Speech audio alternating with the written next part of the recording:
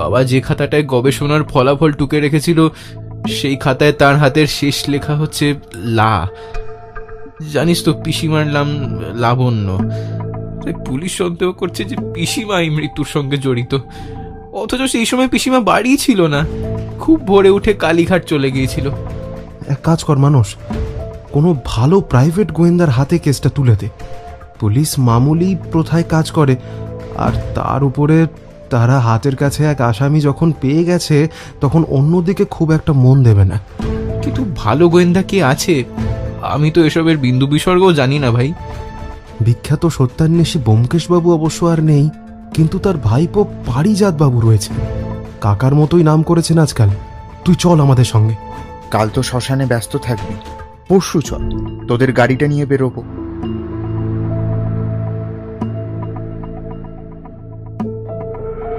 নমস্কার, আমি অনুভব। তোমরা শুনছো থ্রিলার ল্যান্ড। গত সপ্তাহে গল্প না আনতে পারার জন্য আমরা আন্তরিকভাবে ক্ষমা প্রার্থী। তবে আজ তোমাদেরকে আলাপ করাবো বাংলা সাহিত্যের এক বিস্তৃত গোয়েন্দার সঙ্গে, পারিজাত বক্সী। গোয়েন্দাগিরিতে অবশ্য তার হাতে খড়ি তার কাকা বিখ্যাত সত্যান্বেষী ব্যোমকেশ বক্সীর কাছে। পারিজাত বক্সী সিরিজের স্রষ্টা হরিনারায়ণ চট্টোপাধ্যায় জন্মেছিলেন 23শে মার্চ 1916 সালে কলকাতার ভবানীপুরে। তার প্রথম উপন্যাস ইরাবতী। লিখেছেন অজস্র ছোট গল্প, রহস্য কাহিনী, ভূতের গল্প, রম্য রচনা এবং উপন্যাস। তার গল্প অবলম্বনে নির্মিত হয়েছে একাধিক ছায়াছবি। ভূষিত হয়েছেন মতিলাল পুরস্কার ও তারাশঙ্কর পুরস্কারে। 1981 সালের 20শে জানুয়ারি তিনি মস্তিষ্কের রক্তক্ষরণের কারণে মারা যান। আজকের গল্পটি আমরা নিয়েছি শশধর প্রকাশনী থেকে প্রকাশিত পারিজাত বক্সী সমগ্র থেকে। বইটি সংগ্রহ করবার লিঙ্ক দেওয়া রইল ডেসক্রিপশন বক্সে, চেক আউট করতে পারো। আজকের এই বড় গল্পটি অর্থাৎ লা আমরা দুটি পর্বে বিভক্ত করছি। এখন তোমরা শুনবে এই বড় গল্পের প্রথম পর্ব।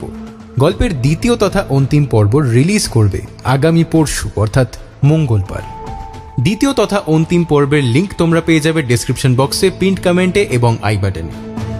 গল্প শুরু করবার আগে বলে রাখি, যারা যারা আমাদের চ্যানেলটা এখনো সাবস্ক্রাইব করোনি বা প্রথমবার এসে গল্প শুনছো, প্লিজ আমাদের চ্যানেলটিকে সাবস্ক্রাইব করে আমাদের পাশে থাকো। আর সাবস্ক্রাইব বাটনের পাশে থাকা বেল নোটিফিকেশনটা অল করে রাখো আমাদের সমস্ত গল্পের নোটিফিকেশন পেতে। এছাড়া আমাদের যদি আর্থিকভাবে সাহায্য করতে চাও, সাবস্ক্রাইব বাটনের পাশে থাকা জয়েন বাটনে প্রেস করে হতে পারো আমাদের চ্যানেলের মেম্বার। মেম্বারশিপ শুরু হচ্ছে মাত্র 29 টাকা থেকে।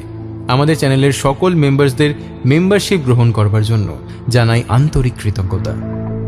তাহলে আর দেরি নয়, শুরু করা যাক আজকের গল্প।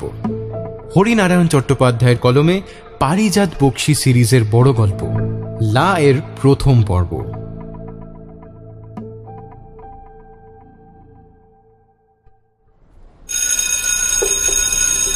প্রথমে বিজয়েরই ব্যাপারটা খেয়াল হলো। পরীক্ষার শেষ দিন, দল বেঁধে সবাই হলের বাইরে এলো। প্রশ্নপত্র খুব কঠিন হয়নি, সকলেই মোটামুটি ভালোই লিখেছে। সকলে অর্থাৎ বিজয়, পবিত্র, অলোকেশ আর সরোজ। বিজয় বলল, আরে মানুষ কোথায় গেল? ঘন্টা বেজে গেছে, এখন নিশ্চয়ই হলের মধ্যে নেই। পবিত্র পাশেই ছিল। বিজয়ের দিকে ফিরে এসে বলল, মানুষ তো আজ পরীক্ষা দিতেই আসেনি রে, আমার সামনেই তো ওর সিট, সে তো সকাল থেকেই খালি। সকলেই বেশ আশ্চর্য হয়ে গেল। মানুষ লেখাপড়ায় ভালো, স্কুল তার উপর অনেক আশা রাখে। হায়ার সেকেন্ডারিতে বিজ্ঞান বিভাগে সে ভালোই ফল করবে, এই শিক্ষকদের বিশ্বাস। আজ জীববিদ্যার পরীক্ষা ছিল, মানুষের প্রিয় বিষয়, আর মানুষই এলো না। অলোকেশ বলল, কি ব্যাপার বলতো, হঠাৎ অসুস্থ হয়ে পড়েনি তো? মানুষ অবশ্য খুব সাবধানী ছেলে, বাইরে কখনো কিছু খায় না। এমনকি বন্ধুরা যখন রেস্তোরাঁয় খেতে বসে তখন পাশে বসে মানুষ টিপ্পনি কাটে। আমি কিন্তু দিব্য চোখে দেখতে পাচ্ছি তোদের পেটে এক গাদা জীবাণু কিলবিল করছে, আর ওইসব তোরা গোগ্রাসে গিলছিস। খাওয়ার সময় এমন করলে কার মেজাজ ঠিক থাকে? সরোজ চেঁচিয়ে ওঠে, চুপ কর তো, নইলে তো দিব্য চোখ না আমি উপরে ফেলে দেবো কিন্তু। ওই দেখ, আরে সত্যি বিশ্বাস কর, আমার রঞ্জন রশ্মি আছে চোখের কর্নিয়ায়। আমি না সবকিছু একটু বেশি বেশি দেখি। এই বিজয়, পবিত্র, অলোকেশ, সরোজ আর মানস সব সময় একসঙ্গে এক জায়গায় থাকে। ক্লাসের অন্য ছেলেরা বলে পঞ্চ পাণ্ডব।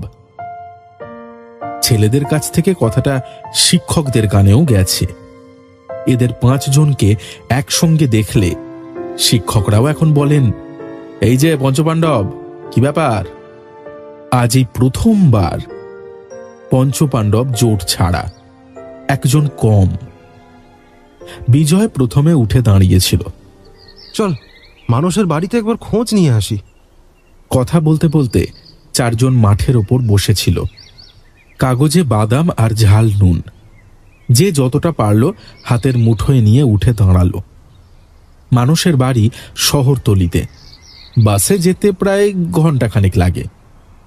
বিজয়ের কথায় সবাই সায় দিল, শুধু অলোকেশ বলল, বেশি দেরি হলে বাড়িতে যে ভাববে ভাই, সবাই তো জানে পরীক্ষা হয়ে গেলেই বাড়ি ফিরবো। সরোজ বলল, কতইবার দেরি হবে, মানুষের সঙ্গে দেখা করেই চলে আসবো। সবাই রওনা দিল। স্প্ল্যানেড থেকে বাস ধরতে হয়। এই সময়ের বাস ঠাস বোঝায়। অনেক কষ্টে 4 জন বাসে উঠল। ঘণ্টাখানেক পরে যখন চন্দনপুরে নামল, তখন চারিদিক আবছা অন্ধকার। কাঁচা রাস্তা, দুধারে গাছের সারি। একটু এগিয়েই সুধা নিবাস চোখে পড়ল। সুধা মানুষের মায়ের নাম।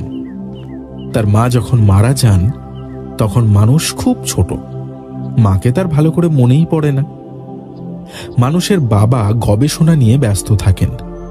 বিদেশের বিশ্ববিদ্যালয়ে উঁচু ডিগ্রি নিয়ে দেশে ফিরেছেন। বাড়িতেই তার গবেষণাগার।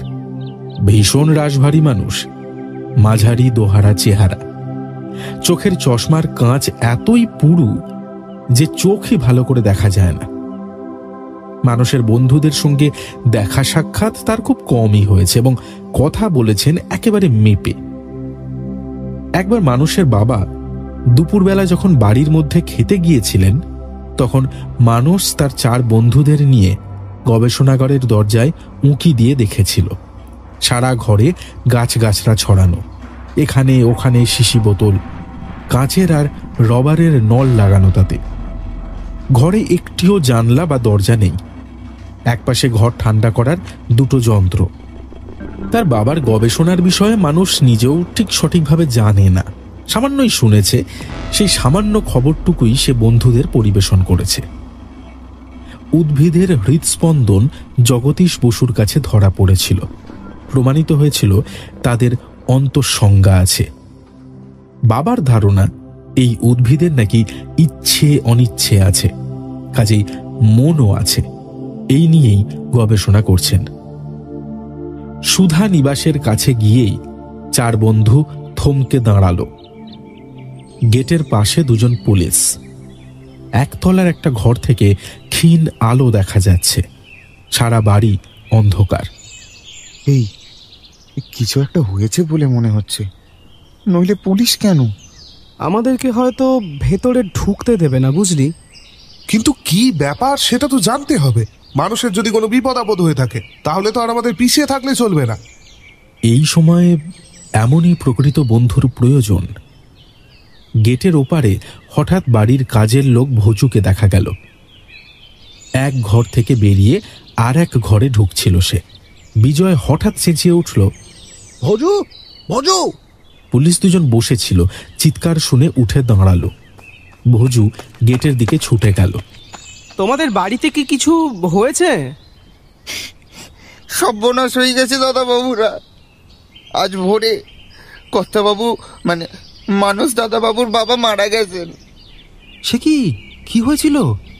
কি হয়েছিল কি করে বলবো? স্বাভাবিক মানুষ, ভোরবেলা উঠে চা দিতে গিয়ে দরজা ঠেললুম, কোনো উত্তর নেই।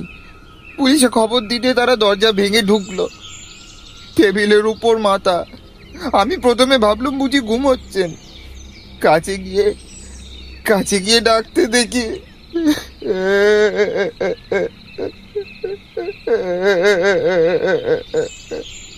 ভজু আর কথা শেষ করতে পারল না।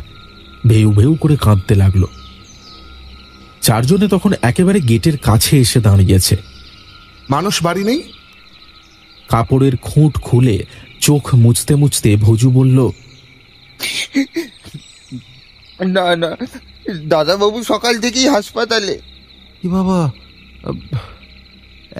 এখন আমরা কি করব? আমরা এখানেই বরং অপেক্ষা করি, বুঝলি? হাসপাতালে গিয়ে লাভ নেই, মানুষকে হয়তো খুঁজেই পাবো না। কিন্তু বাড়িতে যে চিন্তা করবে। তাও বটে। আচ্ছা, তার চেয়ে ভালো আমরা একটা কাজ করি, চল বাড়ি গিয়ে খাওয়া দাওয়া সেরে আবার চলে আসি এখানে। বিপদের সময় মানুষের কাছে থাকা খুবই উচিত।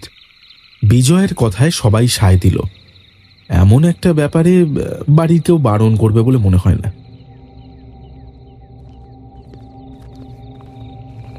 চারজন বন্ধুতে ফিরল প্রায় 2.5 ঘন্টা পরে।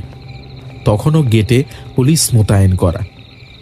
তারা পথ আটকালে বিজয় বলে, আমরা এ বাড়ির ছেলে মানুষের বন্ধু, ঘন্টা 2 আগে একবার এসেছিলাম। তাদের গেটে দাঁড় করিয়ে রেখে একজন পুলিশ হন হন করে বাড়ির মধ্যে ঢুকে পড়ল। ফিরল মিনিট 10 পর। পেছনে মানুষের চেহারা দেখে বন্ধুরা শিউরে উঠল। মাত্র 1 দিনের ব্যবধানে একজনের চেহারা যে এতটা বদলে যেতে পারে সেটা তাদের ধারণারও অতীত। মানুষ যথেষ্ট গৌরবর্ণ, কিন্তু সে রঙের ওপর এখন কালো একটা আস্তরণ। কেঁদে কেঁদে সে চোখ দুটো জবা ফুলের মতো লাল করে ফেলেছে। অবিন্যস্ত চুল। অলোকেশ এগিয়ে গিয়ে মানুষের কাঁধে হাত রাখতেই সে ফুঁপিয়ে কেঁদে উঠল।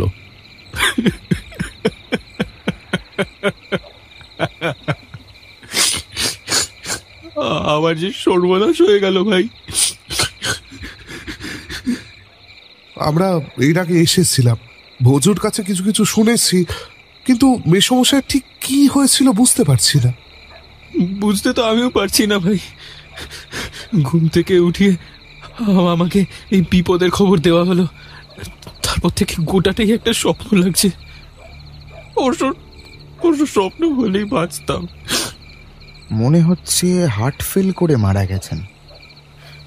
না না, হার্ট ফেল নয়, পুলিশ বলছে বিষক্রিয়ায় মৃত্যু। সে কি, ভজুর কাছে যে শুনলাম মেসোমশাই সকালে চা খাওয়ারও অবসর পাননি। আচ্ছা, কাল রাত্রে উনি কি খেয়েছিলেন? রাত্রে তো বাবা 4খানা রুটি খেয়েছিল, আর সঙ্গে একটু মাংস আর আলু ভাজা। বাসন বেসিনেই রাখা ছিল, পুলিশ এসব নিয়ে গেছে। আচ্ছা, পুলিশের কি ধারণা? কি ধারণা কিছুই বলেনি, তারা বাড়ি শুদ্ধ সবাইকেই সন্দেহ করছে। আমি মর্গে গিয়েছিলাম, সেখানেও আমার সঙ্গে পুলিশ গিয়েছিল। তোর সঙ্গে? হ্যাঁ, তাছাড়া পিসিমাকে গ্রেপ্তার করে নিয়ে গেছে। পিসিমাকে? তোর পিসিমা? মানুষের যখন মা মারা গিয়েছিলেন তখন তার বয়স খুব কম। পিসিমাই তাকে বুকে করে মানুষ করেন। অনেক বছর পর্যন্ত মানুষ পিসিমাকে মা বলেই ডাকত। তারপর স্কুলের উঁচু ক্লাসে উঠে বাবার কথায় পিসিমা বলতে শুরু করে। নিজের দাদার মৃত্যুর অপরাধে বোনকে ধরে নিয়ে গেছে। কিছুক্ষণ কেউ কোনো কথা বলতে পারল না, চুপচাপ দাঁড়িয়ে রইল। সকলের চোখের সামনে পিসিমার শান্ত চেহারাটা ফুটে উঠল। গায়ের রং গজদন্তের মতো। বয়স হয়েছে, কিন্তু মুখের কোথাও কোনো কুঞ্চন নেই। সেই অনুপাতে চুলও বেশি পাকেনি। সব থেকে আকৃষ্ট করত পিসিমার কালো আয়ত দুটো চোখ, মমতায় ভরা। সব সময় ঠোঁটের কোণে হাসি লেগে থাকত। তোর পিসিমাকে ধরলো কেন? মানুষ একবার দূরে দাঁড়ানো পুলিশ দুজনের দিকে তাকিয়ে নিল, তারপর বলল, বাবা যে খাতাটায় গবেষণার ফলাফল টুকে রেখেছিল, সেই খাতায় তার হাতের শেষ লেখা হচ্ছে লা। জানিস তো পিসিমার নাম লাবণ্য। পুলিশ সন্দেহ করছে যে পিসিমা এই মৃত্যুর সঙ্গে জড়িত, অথচ সেই সময় পিসিমা বাড়ি ছিল না, খুব ভোরে উঠে কালীঘাট চলে গিয়েছিল। পুলিশ বলছে তাতেই নাকি সন্দেহটা একটু বেশি হচ্ছে। বন্ধুদের নিয়ে মানুষ একতলার ঘরে এসে বসল। বাবার ল্যাবে তোদের নিয়ে যেতাম, কিন্তু উপায় নেই, পুলিশ দরজা সিল করে দিয়ে গেছে, কারোর ভেতরে ঢোকা নিষেধ। গবেষণাগার বাড়ির পাশেই একতলায় লাইব্রেরি, দেওয়াল আলমারি ভরা প্রচুর বই সেখানে। দোতলায় মানুষের বাবা গবেষণা করতেন। তুই এখন কি করবি? কি করব কিছু বুঝতে পারছি না রে। বাবাকে তো আর ফিরে পাবো না, কিন্তু কিন্তু পিসিমাকে যেমন করেই হোক বাঁচাতে হবে। পিসিমা এই কাজ করতে পারে না। কিন্তু কি করে বাঁচাবি? এখন আমি জাস্ট ভাবতে পারছি না রে। আমার সব কিছু গোলমাল হয়ে যাচ্ছে, সব কিছু। এক কাজ কর মানুষ, কোনো ভালো প্রাইভেট গোয়েন্দার হাতে কেসটা তুলে দে। পুলিশ মামুলি প্রথায় কাজ করে, সময় লাগবে, ফল হয়তো আশাপ্রদ হবে না। আর তার উপরে তারা হাতের কাছে এক আসামি যখন পেয়ে গেছে, তখন অন্যদিকে খুব একটা মন দেবে না। কিন্তু ভালো গোয়েন্দা কে আছে? আমি তো এসবের বিন্দু বিসর্গও জানি না ভাই। বিখ্যাত সত্যান্বেষী ব্যোমকেশবাবু অবশ্য আর নেই, কিন্তু তার ভাইপো পারিজাত বাবু রয়েছেন। কাকার মতোই নাম করেছেন আজকাল। তুই চল আমাদের সঙ্গে। এখন কদিন তো আমি বেরোতে পারবো না ভাই, বুঝতেই পারছিস মনের অবস্থা। সবই তো বুঝতে পারছি ভাই, কিন্তু দেরি করলে পারিজাত বাবুর যে আর কিছুই করার থাকবে না। হয়তো পারিজাত বাবু কেসটাই হাতে নেবেন না। আমি বলি কি, কাল তো শ্মশানে ব্যস্ত থাকবি, কালকে হবে না, পরশু চল, তোদের গাড়িটা নিয়ে বেরোবো, তাহলে তো আর ততটা কষ্ট হবে না। মানুষ কোনো উত্তর দিল না, মাথা নিচু করে রইল।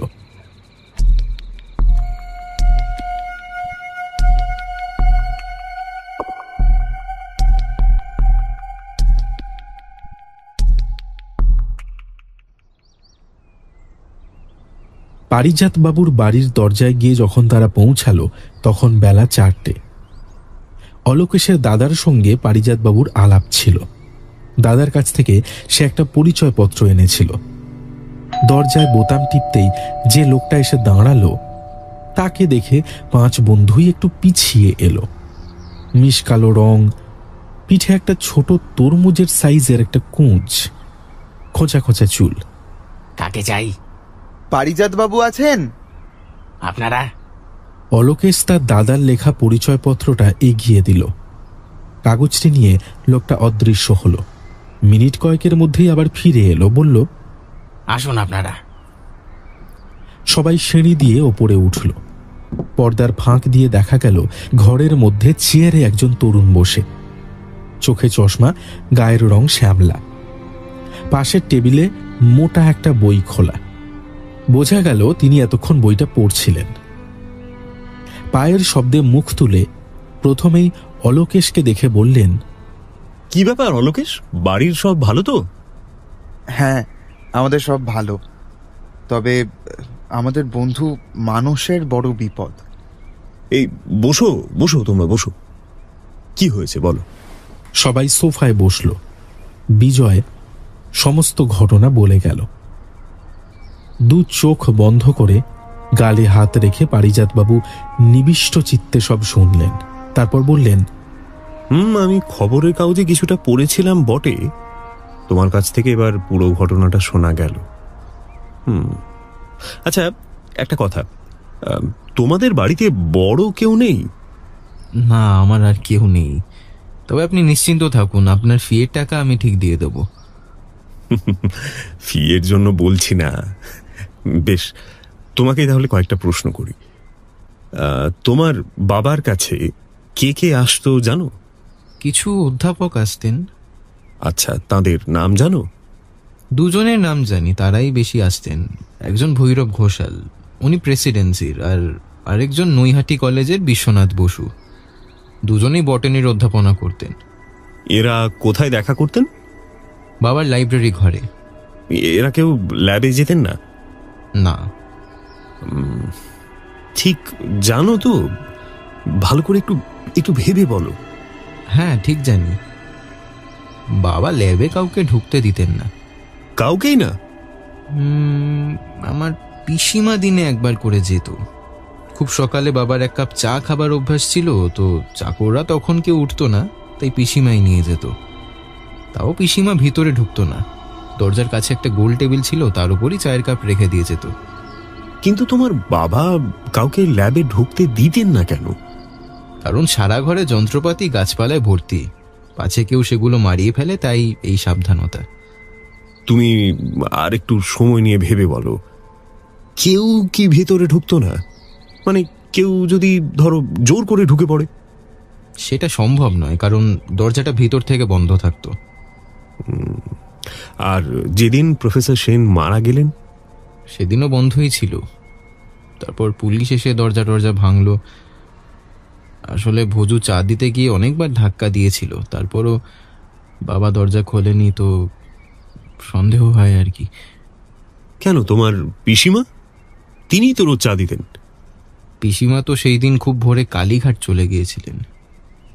পারিজাতবাবু ঠোঁট কামড়ে কিছুক্ষণ চুপ করে রইলেন। তারপর যেন নিজের মনেই কথা বলছেন এমনভাবে বললেন, কিন্তু কেউ ঢুকতো না ঘরের মধ্যে, তাও কি হয়? তা কি হতে পারে? মনে পড়েছে, একজন আসতো। কে সে? একজন নেপালি লোক, নামটা বোধহয় শের বাহাদুর। শের বাহাদুর? আচ্ছা, কেন আসতো? ও অনেক রকম দুষ্প্রাপ্য গাছগাছড়া নিয়ে আসতো। তো তাকে ঘরের মধ্যে ঢুকতে দেওয়া হতো কেন? বাবা বলেছিলেন গাছগুলো পরীক্ষা করে তারপর নিতে হয়, সেই জন্যই লোকটাকে ভিতরে আসতে দেন। তা না হলে অনেক সময় ঠকতে হয়। আজে বাজে সব গাছ নিয়ে যায়, সেগুলো গবেষণার কোনো কাজে তারপর লাগানো যায় না। মানুষের কথা শেষ হওয়ার সঙ্গে সঙ্গে পারিজাতবাবু ফোন তুলে ডায়াল করলেন। যোগাযোগ হতে বললেন, হ্যালো, চন্দনপুর থানা, ওসি মিস্টার লাহিড়িকে একবার ফোনটা দিন। ওদিক থেকে কে কি বলল শোনা গেল না। পারিজাতবাবু বলে গেলেন, হ্যাঁ, প্রফেসর সেনের কেসটা আমি হাতে নিয়েছি। কাল একবার যাব ওখানে, আমাকে ল্যাবটা একবার দেখাবেন। হ্যাঁ হ্যাঁ, স্বীকার করেছেন? কে স্বীকার করেছেন? লাবণ্য দেবী। ফোন চাপা দিয়ে পারিজাতবাবু মানুষের দিকে ফিরে জিজ্ঞেস করলেন, লাবণ্য দেবীটা কে? আমার পিসিমা। তিনি স্বীকার করেছেন বলছে? কি জানি, আমি তো কিছু বুঝতেই পারছি না। পিসিমা কি করে? হাত সরিয়ে পারিজাতবাবু আবার ফোনের ওপারে থাকা মিস্টার লাহিড়িকে বললেন, ঠিক আছে, আমি তো কাল যাচ্ছি, তখন সব কথা হবে। কাল সকাল 10টা নাগাদ, ঠিক আছে? আচ্ছা, নমস্কার।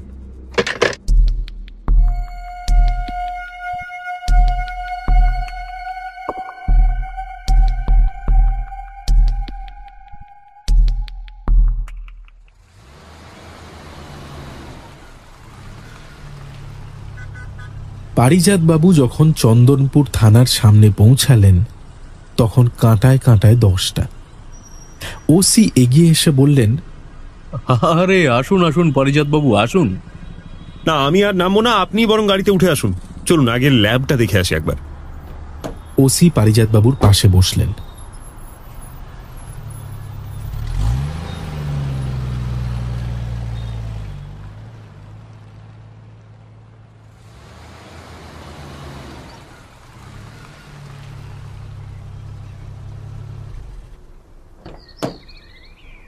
সুধা নিবাস পৌঁছে দুজনেই সোজা গবেষণাগারে এসে ঢুকলেন।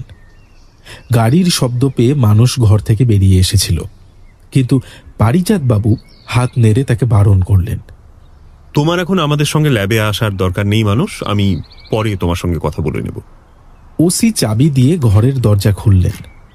দরজার কাছে যে পুলিশ বসেছিল সে দাঁড়িয়ে উঠে সেলাম করল। পারিজাতবাবু ভেতরে ঢুকে ওসির দিকে ফিরে বললেন, আশা করি আঙুলের ছাপ যা নেবার এর মধ্যে আপনার লোক সব নিয়েই গেছে। আমি কি সব জিনিস ছুঁতে পারি? হ্যাঁ, তা পারেন। পারিজাতবাবু প্রথমে দাঁড়িয়ে ঘরটাকে নিরীক্ষণ করে দেখলেন। কোনো জানলা নেই, গোটা চারেক ঘুলঘুলি, মাথার ওপর স্কাইলাইট। বাইরের কোনো লোক তো দূরের কথা, ছোটখাটো জন্তু জানোয়ারের পক্ষেও এই ঘরে ঢোকা অসম্ভব। পারিজাতবাবু আমেরিকার একটা পত্রিকায় পড়েছিলেন হত্যাকাণ্ডের ব্যাপারে, সেখানে এক বেবুনকে কাজে লাগানো হয়েছিল। খুব ছোট একটা জায়গা দিয়ে তাকে গলিয়ে দেওয়া হয়েছিল, কিন্তু এক্ষেত্রে সেটাও সম্ভব নয়। টেবিলের দুপাশে ড্রয়ার, একটা ড্রয়ারে চাবির গোছা ঝুলছে। পারিজাতবাবু টেবিলের দিকে এগিয়ে যেতেই ওসি বললেন, ওসব দেখা হয়ে গেছে, একটা নোট বই ছাড়া আর কিছুই নেই। নোট বইতে গোটা দুয়েক ঠিকানা লেখা মাত্র, তা থেকে কিছুর হদিশ পাওয়ার উপায় নেই। ড্রয়ারগুলো সব দেখে পারিজাতবাবু নোট বইটা তুলে নিয়ে পাতা উল্টাতে লাগলেন। মাত্র গোটা তিনেক পাতায় লেখা, আর বাকি সব পাতা খালি। কতগুলো গাছের ল্যাটিন নাম, আর তার তলায় শের বাহাদুরের ঠিকানা। এছাড়া দুজন অধ্যাপকের ঠিকানাও রয়েছে। একটা জিনিস জোগাড় করে দিতে পারবেন?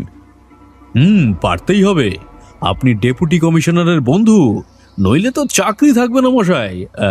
তা জিনিসটা কি বলুন তো? তেমন কিছু না, একটা কাঠ কিংবা বাঁশের মই। ঠিক আছে ঠিক আছে, আমি দেখছি। কিন্তু মই দিয়ে কি করবেন? স্কাইলাইট দেখবেন? ওখানে ডবল তালা দেওয়া। ও, সবই তো আপনারা দেখে রেখেছেন। যাই হোক, মইটা আনাবার ব্যবস্থা করুন, আমি নিজেও একবার দেখি। ওসি বাইরে যেতেই পারিজাতবাবু নোট বইটা নিজের পকেটের মধ্যে পুরে ফেললেন। তারপর হাঁটু মুড়ে বসে টেবিলের নিচে তন্ন তন্ন করে দেখতে লাগলেন। ছোট্ট একটা শুকনো ডাল টেবিলের ফাঁকে আটকে ছিল, সেটাও পকেটে ভরলেন। ইতিমধ্যে ওসি ফিরে এসেছেন, সঙ্গে বাঁশের মই কাঁধে এক মালি। মইটা প্রায় নতুন দেখছি। মালি বলল, মাস দুয়েক আগে বাড়িটা চুনকাম করা হয়েছে, সেই সময় এটা তৈরি হয়েছিল। কেন, ঘরামেরা মই আনেনি? তারা যে মই এনেছিল সেটা খুব পুরনো বাঁশের, সেটা ভেঙে যাওয়াতে বাবুই এটা তৈরি করেন। পারিজাতবাবু আর কথা বললেন না, মইটা টেনে দেওয়ালের গায়ে লাগালেন। ওসি হাই তুলে বললেন,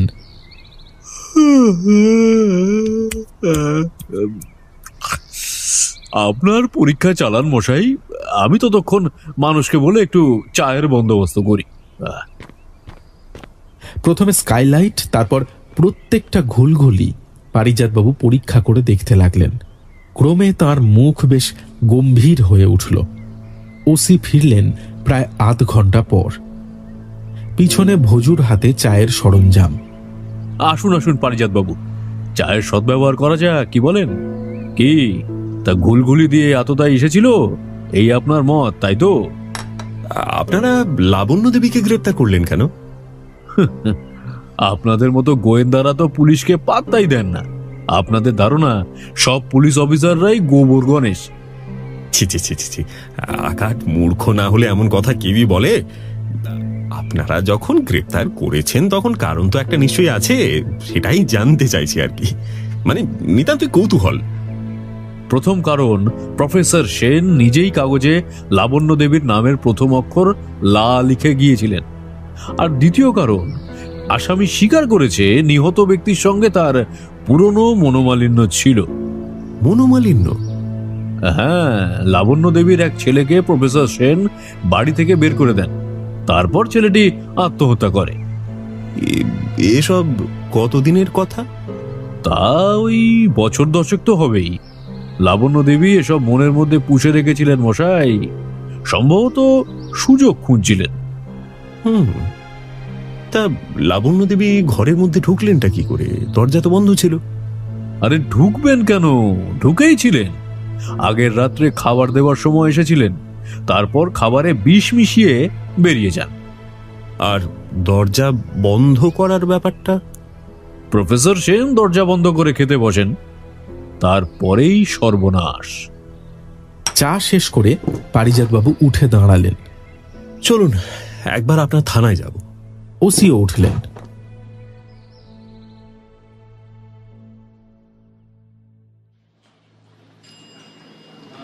থানায় এসে পারিজাতবাবু কাগজপত্র নিয়ে বসলেন। সাদা একটা কাগজ, তার উপর একটা অক্ষর বড় বড় করে লেখা, লা। অক্ষর একটু অস্পষ্ট। পোস্টমর্টম রিপোর্টে লেখা আছে যে তীব্র বিষের ক্রিয়ায় মৃত্যু, কিন্তু পাকস্থলীতে কোনো বিষ পাওয়া যায়নি। বিষের স্বরূপ সম্পর্কে সঠিক কিছু জানা যায়নি। দেখা শেষ হলে পারিজাতবাবু বললেন, লাহিড়িবাবু, আমি একবার লাবণ্য দেবীর সঙ্গে দেখা করতে চাই। আসুন আসুন। জেলের মধ্যে আধো অন্ধকার একটা প্রকোষ্ঠে ঢুকতে গিয়েই পারিজাতবাবু ফিরে দাঁড়ালেন। একটা অনুরোধ। আমি একলা দেখা করতে চাই। ওসি একটু অপ্রস্তুত হয়ে তারপর সামলে নিয়ে বললেন, বেশ, আমি অফিস ঘরে অপেক্ষা করছি।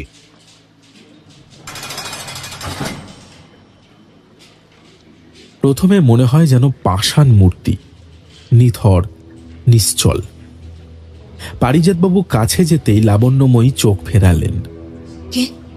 আমি মানুষের কাছ থেকে আসছি। মানুষের কাছ থেকে? সে কেমন আছে? ভালোই আছে। আমি খোলাখুলি ভাবে আপনার সঙ্গে একটু কথা বলতে চাই। লাবণ্যময়ী কোনো কথা বললেন না, একটু সরে বসলেন। কম্বল পাতা রয়েছে, সেই কম্বলের ওপর পারিজাতবাবু বসলেন। আচ্ছা, একটা কথা আমি আপনাকে আগেই জানাতে চাই যে আমি কিন্তু পুলিশের লোক নই। মানুষ আমাকে আপনার দাদার মৃত্যুর ব্যাপারটা তদন্ত করবার ভার দিয়েছে। তাহলে আপনি গোয়েন্দা? আপনি ব্যোমকেশ বাবুর নাম শুনেছেন? ব্যোমকেশ বক্সী? হ্যাঁ, আমি তাঁরই ভাইপো। শুধু একটা প্রশ্ন আমি আপনাকে করতে চাই। দেখুন, আমি জানি আপনি নির্দোষ, অন্যায়ভাবে আপনাকে গ্রেপ্তার করে আনা হয়েছে এখানে, কিন্তু আপনি নাকি দোষ স্বীকার করেছেন। আমি আর সহ্য করতে পারছি না। সকাল দুপুর বিকেল সব সময় কেবল এদের জেরা। কেন আপনি এ কাজ করলেন? কেন আপনি এ কাজ করলেন? আপনার ছেলের ব্যাপারেও আপনি কি একটা উক্তি নাকি করেছেন?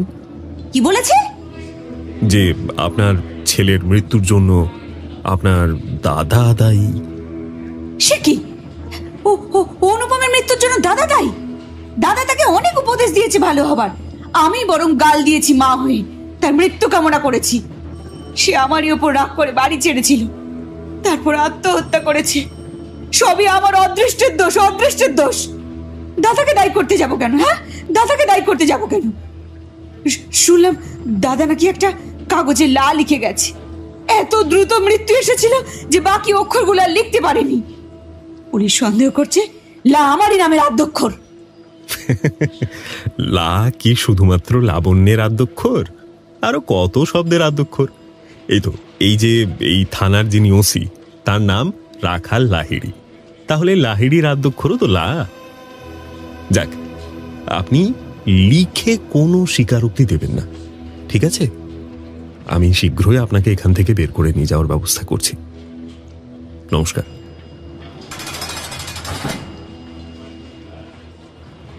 পারিজাতবাবু আবার অফিস ঘরে ঢুকলেন।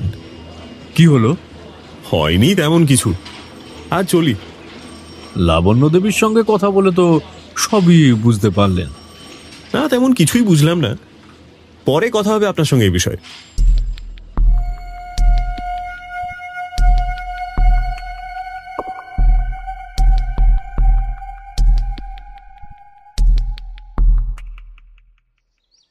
পারিজাতবাবু আবার সুধা নিবাসে এলেন। মানুষকে ডেকে জিজ্ঞেস করলেন, আচ্ছা মানুষ, একটা কথা বলো তো, তোমাদের ওই ল্যাবের চুনকামের কাজ কোন মিস্ত্রি করেছিল জানো? এসব কাজ আরিফ খাঁই করে, তার সঙ্গে জনাদুই মজুর থাকে। তুমি জানো আরিফ কোথায় থাকে? আমি ঠিক জানি না, ভোজু জানে। ভোজুকে ডাকা হলো। দেখা গেল ভোজুর ঠিকানা জানে না, তবে বস্তিটা চেনে। তুমি আমার সঙ্গে এখন যেতে পারবে? পারবো বাবু। এসো। গাড়িতে ভোজু দু একটা কথা জিজ্ঞেস করছিল, পারিজাতবাবু উত্তর দেননি। বস্তিটা বিরাট, 5 মিশেলি সব ভাড়াটে। উঠানে মুরগি শুয়োর চড়ছে। ভোজু আঙুল দিয়ে দেখালো, ওই ওই কোণের ঘরটা। ভোজু, তুমি গাড়িতেই থাকো, তোমার নাম্বার দরকার নেই। আমি যতক্ষণ না ফিরি বসে থাকবে এখানে। পারিজাতবাবু নেমে গেলেন। আরিফ বাড়িতেই ছিল, কঞ্চি দিয়ে মুরগির ঘর মেরামত করছিল। পারিজাতবাবুর ডাকে সামনে এসে দাঁড়ালো। তোমার সঙ্গে একটু দরকারি কথা আছে আরিফ। আমি থানা থেকে আসছি। থানার নাম শুনে আরিফের মুখ বেশ পাংশু হয়ে গেল। কি কথা বলুন? না, এখানে তো হবে না, তুমি আমার সঙ্গে এসো। পারিজাতবাবুর সঙ্গে আরিফ হাঁটতে শুরু করলো। মাঠের একপাশে বট অশ্বত্থের জটলা, অনেকটা জায়গা জুড়ে তাদের ছায়া। পারিজাতবাবু সেই ছায়ায় এসে দাঁড়ালেন। আরিফ, তুমি সুধা নিবাস চেনো চন্দনপুরে? হ্যাঁ হুজুর, চিনি, সেনবাবুর বাড়ি। মাস কয়েক আগে সেখানে একটা ঘর তুমি তো চুনকাম করেছিলে। শুধু চুনকামি নয়, স্কাইলাইট, গুলগুলিতে রং এসবও লাগিয়েছিলাম। কাজ ঠিক মতো করেছিলে? ও বাড়ির সব কাজ আমার তদারকিতেই হয় হুজুর, কাজেই আমি কোনোদিন ফাঁকি দিইনি। এবার সত্যি কথাটা বলো তো আরিফ, কে তোমাকে একটা ঘুলঘুলি আলগা করে বসাতে বলেছিল? ঘুলঘুলি আলগা? বোকা সাজার চেষ্টা করো না, বিপদে পড়বে। সত্যি বলছি হুজুর, আমি। আরিফ, ভীষণ বিপদে পড়বে কিন্তু, ঠিক করে বলো। সে সে আমাদের বস্তিতেই থাকে। কি নাম? বলরাম। কি করে লোকটা? সাপ খেলিয়ে বেড়ায়। সে আছে এখন এখানে? জানি না হুজুর। এসো আমার সঙ্গে। দুজনে আবার বস্তিতে ফিরে এলো। বলরামের নাম ধরে ডাকতে একটা কুচকুচে কালো লোক বেরিয়ে এলো। মাথায় জটা, কানে মাকড়ি, গলায় কড়ির মালা, একেবারে নিখাদ সাপুরের পোশাক। ইনি তোর সঙ্গে কথা বলবেন বলরাম। বলরাম চোখের কোণ দিয়ে পারিজাত বাবুকে দেখে নিয়ে তাচ্ছিল্য ভরা কণ্ঠে বলল, আমার সঙ্গে আবার কি কথা? হ্যাঁ। বস্তির উঠানে দু একটা লোক ঘোরাফেরা করছে। বলা যায় না, চেঁচামেচি হলে হয়তো তারাও এসে দাঁড়াবে। দিনকাল খারাপ। পারিজাত বাবু একেবারে একলা, তবে নিঃসহায় নন। পকেটে রিভলভার আছে। বলছি, বিষধর সাপ ধরতে পারো বলরাম? বিষহরি আশীর্বাদে পারি বই কি। তবে আমার সঙ্গে একটু এসো না। আমার বাড়ির সামনে ইটের পাঁজার মধ্যে একজোড়া কাল লাগিয়ে রয়েছে, সেই দুটোকে একটু ধরে দিতে হবে ভায়া। ভালো ভালো টাকা পাবে। তাহলে একটু দাঁড়ান হুজুর, আসছে। বাড়ির মধ্যে ঢুকে বলরাম একটা মাটির কলসি আর বাঁশের বাঁশি নিয়ে এলো। পারিজাত বাবু দুজনকে নিয়ে গাড়ির কাছে এসে দাঁড়ালেন। তারপর পেছনের দরজা খুলে দিয়ে বললেন, নাও উঠে বসো। আরিফ আর বলরাম উঠে পড়ল।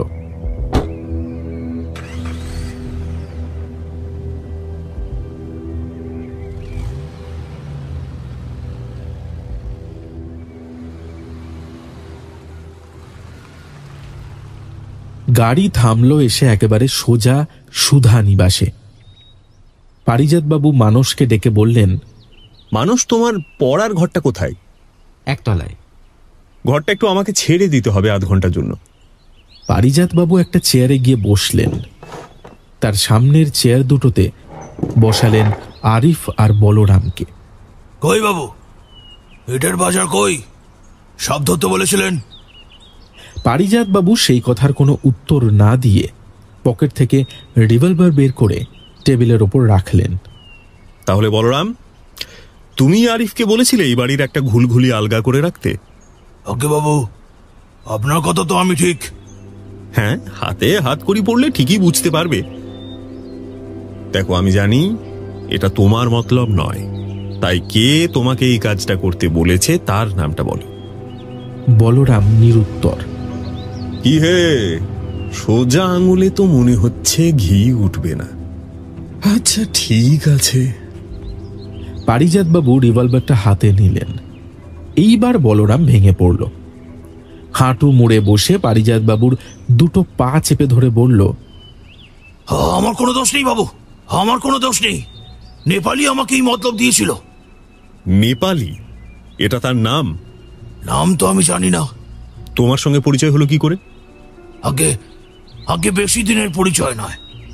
লোকটা আমার কাছ থেকে বার দুয়েক সাপ কিনেছিল। সাপ কিনেছিল? কেন বাবু? আমারও একটু কৌতূহল হয়েছিল। আমি জিজ্ঞেস করতেই বলেছিল মেডিকেল কলেজে নাকি সাপ বিক্রি করবে, সেখানে সাপ কেটে কুটে কি সব নাকি হয়। লোকটার আস্তানা জানা আছে? আগে না, লোকটা আমার কাছেই আসতো, আমার যাওয়ার দরকার পড়েনি কোনোদিন। লোকটা দেখতে কেমন? সাধারণ নেপালি যেমন হয়, মাথায় কালো টুপি পরতো, খুব সুন্দর বাংলা বলতো, বাংলা পড়তেও নাকি জানতো, কাঁধে সর্বদা একটা ঝোলা থাকতো। ঝোলা? কেন, সাপ নিয়ে যেত ঝোলাতে? না বাবু, ঝোলাতে কখনো সাপ নিয়ে যাওয়া যায়? হ্যাঁ, ওতে সব গাছগাছরা থাকতো, সেগুলো নাকি ও কলেজে কলেজে বিক্রি করত। তোমাকে লোকটা ঘুলঘুলির ব্যাপারে কি বলেছিল? একদিন বিক্রি করার মতন কোনো সাপ ছিল না। লোকটা দাওয়ায় বসে গল্প করছিল, হঠাৎ বলল, বলরাম, তুমি আরিফ মিস্ত্রিকে চেনো? বললাম, খুব চিনি, আমরা তো একই বস্তিতেই থাকি। তখন বলল, বলরাম, এখন তো তোমার হাতে সাপ টাপ কিছু নেই, কিছু টাকা রোজগার করবে তো বলো। টাকা রোজগার করতে কে না চায় হুজুর বলুন? জিজ্ঞেস করলাম, কিভাবে? সোজা পথে হলে করব। লোকটা হেসে উঠল, বলল, আরে সোজা পথেই বই কি, এক বাবুর সঙ্গে আমার একটা ব্যাপারে বাজি হয়েছে, তাহলে সব কথা তোমায় খুলে বলি। বলে বলল, সুধা নিবাসের মালিক আমার অনেক দিনের চেনা, আমার কাছ থেকে গাছগাছরা কেনেন। তার ধারণা আরিফের মতো মিস্ত্রি ভূভারতে নেই। আমি আমার নাম জানা আর একজন মিস্ত্রির কথা বলেছিলাম, কিন্তু তিনি আরিফকে সরাতে নারাজ। তাই আমি একটা মজা করতে চাই। 2-1 দিনের মধ্যেই আরিফ সুধা নিবাসে একটা ঘরে চুনকাম করতে যাবে। এই নাও, তোমাকে আমি 50 টাকা দিচ্ছি, এর থেকে তোমার যা খুশি তুমি আরিফকে দিও। তাকে শুধু বলবে বাগানের দিকে ঘুল যা যেন আলগা করে রাখে, ব্যাস, আর কিছু নয়। আমি জিজ্ঞেস করলাম, এতে আরিফের কোনো ক্ষতি হবে না তো? তাতেও বলল, আরে না না, কোনো ক্ষতি হবে না। তাছাড়া আমি যে মিস্ত্রির কথা বলছিলাম সে মারা গেছে, কাজেই আরিফকে বদলানোর কোনো প্রশ্নই ওঠে না। আমি শুধু ভদ্রলোকের কাছে 100 টাকা বাজি ধরেছি। আরিফের কাজে কোনো ত্রুটি আছে প্রমাণ করতে পারলেই আমি টাকা জিতে যাব। কাজেই বুঝতে পারছো আমার 50 টাকা লাভ। এসব শুনে আমি গিয়ে আরিফকে বললাম। প্রথমে সে কিছুতেই রাজি হয়নি, তারপর 25 টাকা হাতে দিয়ে অনেকবার বোঝানোর পর সে রাজি হয়েছিল, তাই না আরিফ? হ্যাঁ হ্যাঁ হুজুর। তারপর এ বাড়ির বাবু আমাকে ডেকে কিছু না বলাতে আমি ভেবেছিলাম ব্যাপারটা মিটে গেছে। এ বাড়ির বাবুর কি হয়েছে জানো? কি হয়েছে? তাকে বিষ দিয়ে খুন করা হয়েছে। হ্যাঁ? তারপর আরিফ কেঁদেই ফেলল।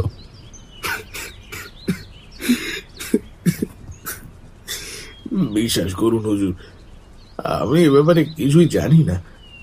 অমন শরীফ লোক আমি আর কোনোদিন দেখিনি। একবার অসুখের সময় আমাকে 40 টাকা দিয়েছিলেন, আমি সে টাকা আর ফেরত নেননি। কিন্তু হুজুর, ওই ওই কুলকুলি সারানোর সঙ্গে বাবুর মারা যাওয়ার কোনো সম্পর্ক আছে? জানি না। যাই হোক, তোমরা এখন যেতে পারো। আর হ্যাঁ, এসব কথা যেন 5 কান না হয়, তাহলে কিন্তু ভীষণ মুশকিলে পড়বে। আজ্ঞে না, এসব কথা আমরা কাউকে বলবো না। আপনি শুধু দেখবেন বউ ছেলে পুলে নিয়ে ঘর করি, যেন কোনো বিপদে না পড়ি। আচ্ছা বলরাম, সেই নেপালি লোকটি কি আর এসেছিল তোমার কাছে? এখনো আসার সময় হয়নি, মাসের প্রথম সপ্তাহে আসবে বলে গেছে। তুমি তার ঠিকানাটা জেনে নিতে পারবে? আগে বাবু জিজ্ঞাসা করব, যদি বলে তো জেনে নেব, কিন্তু আপনাকে কোথায় পাবো বাবু? ঠিক আছে, আমি সামনের মাসে প্রথম দিকে আবার তোমার সঙ্গে দেখা করব। আরিফ আর বলরাম চলে যেতে পারিজাত বাবু মানুষকে ডাকলেন। এই কদিনে মানুষের চেহারা যেন আরো শীর্ণ হয়ে গেছে। মানুষ, যে লোকটি তোমার বাবাকে গাছগাছরা এনে দিত তার নাম শের বাহাদুর বলেছিলে, তাই না? মানুষ সম্মতি সূচক ঘাড় নাড়ল। তার সঙ্গে তোমার আলাপ আছে? আলাপ মানে ওই মাঝে মধ্যে বাবা ব্যস্ত থাকলে লোকটা আমার পড়ার ঘরে বসে অপেক্ষা করত। আচ্ছা, লোকটা দেখতে কেমন?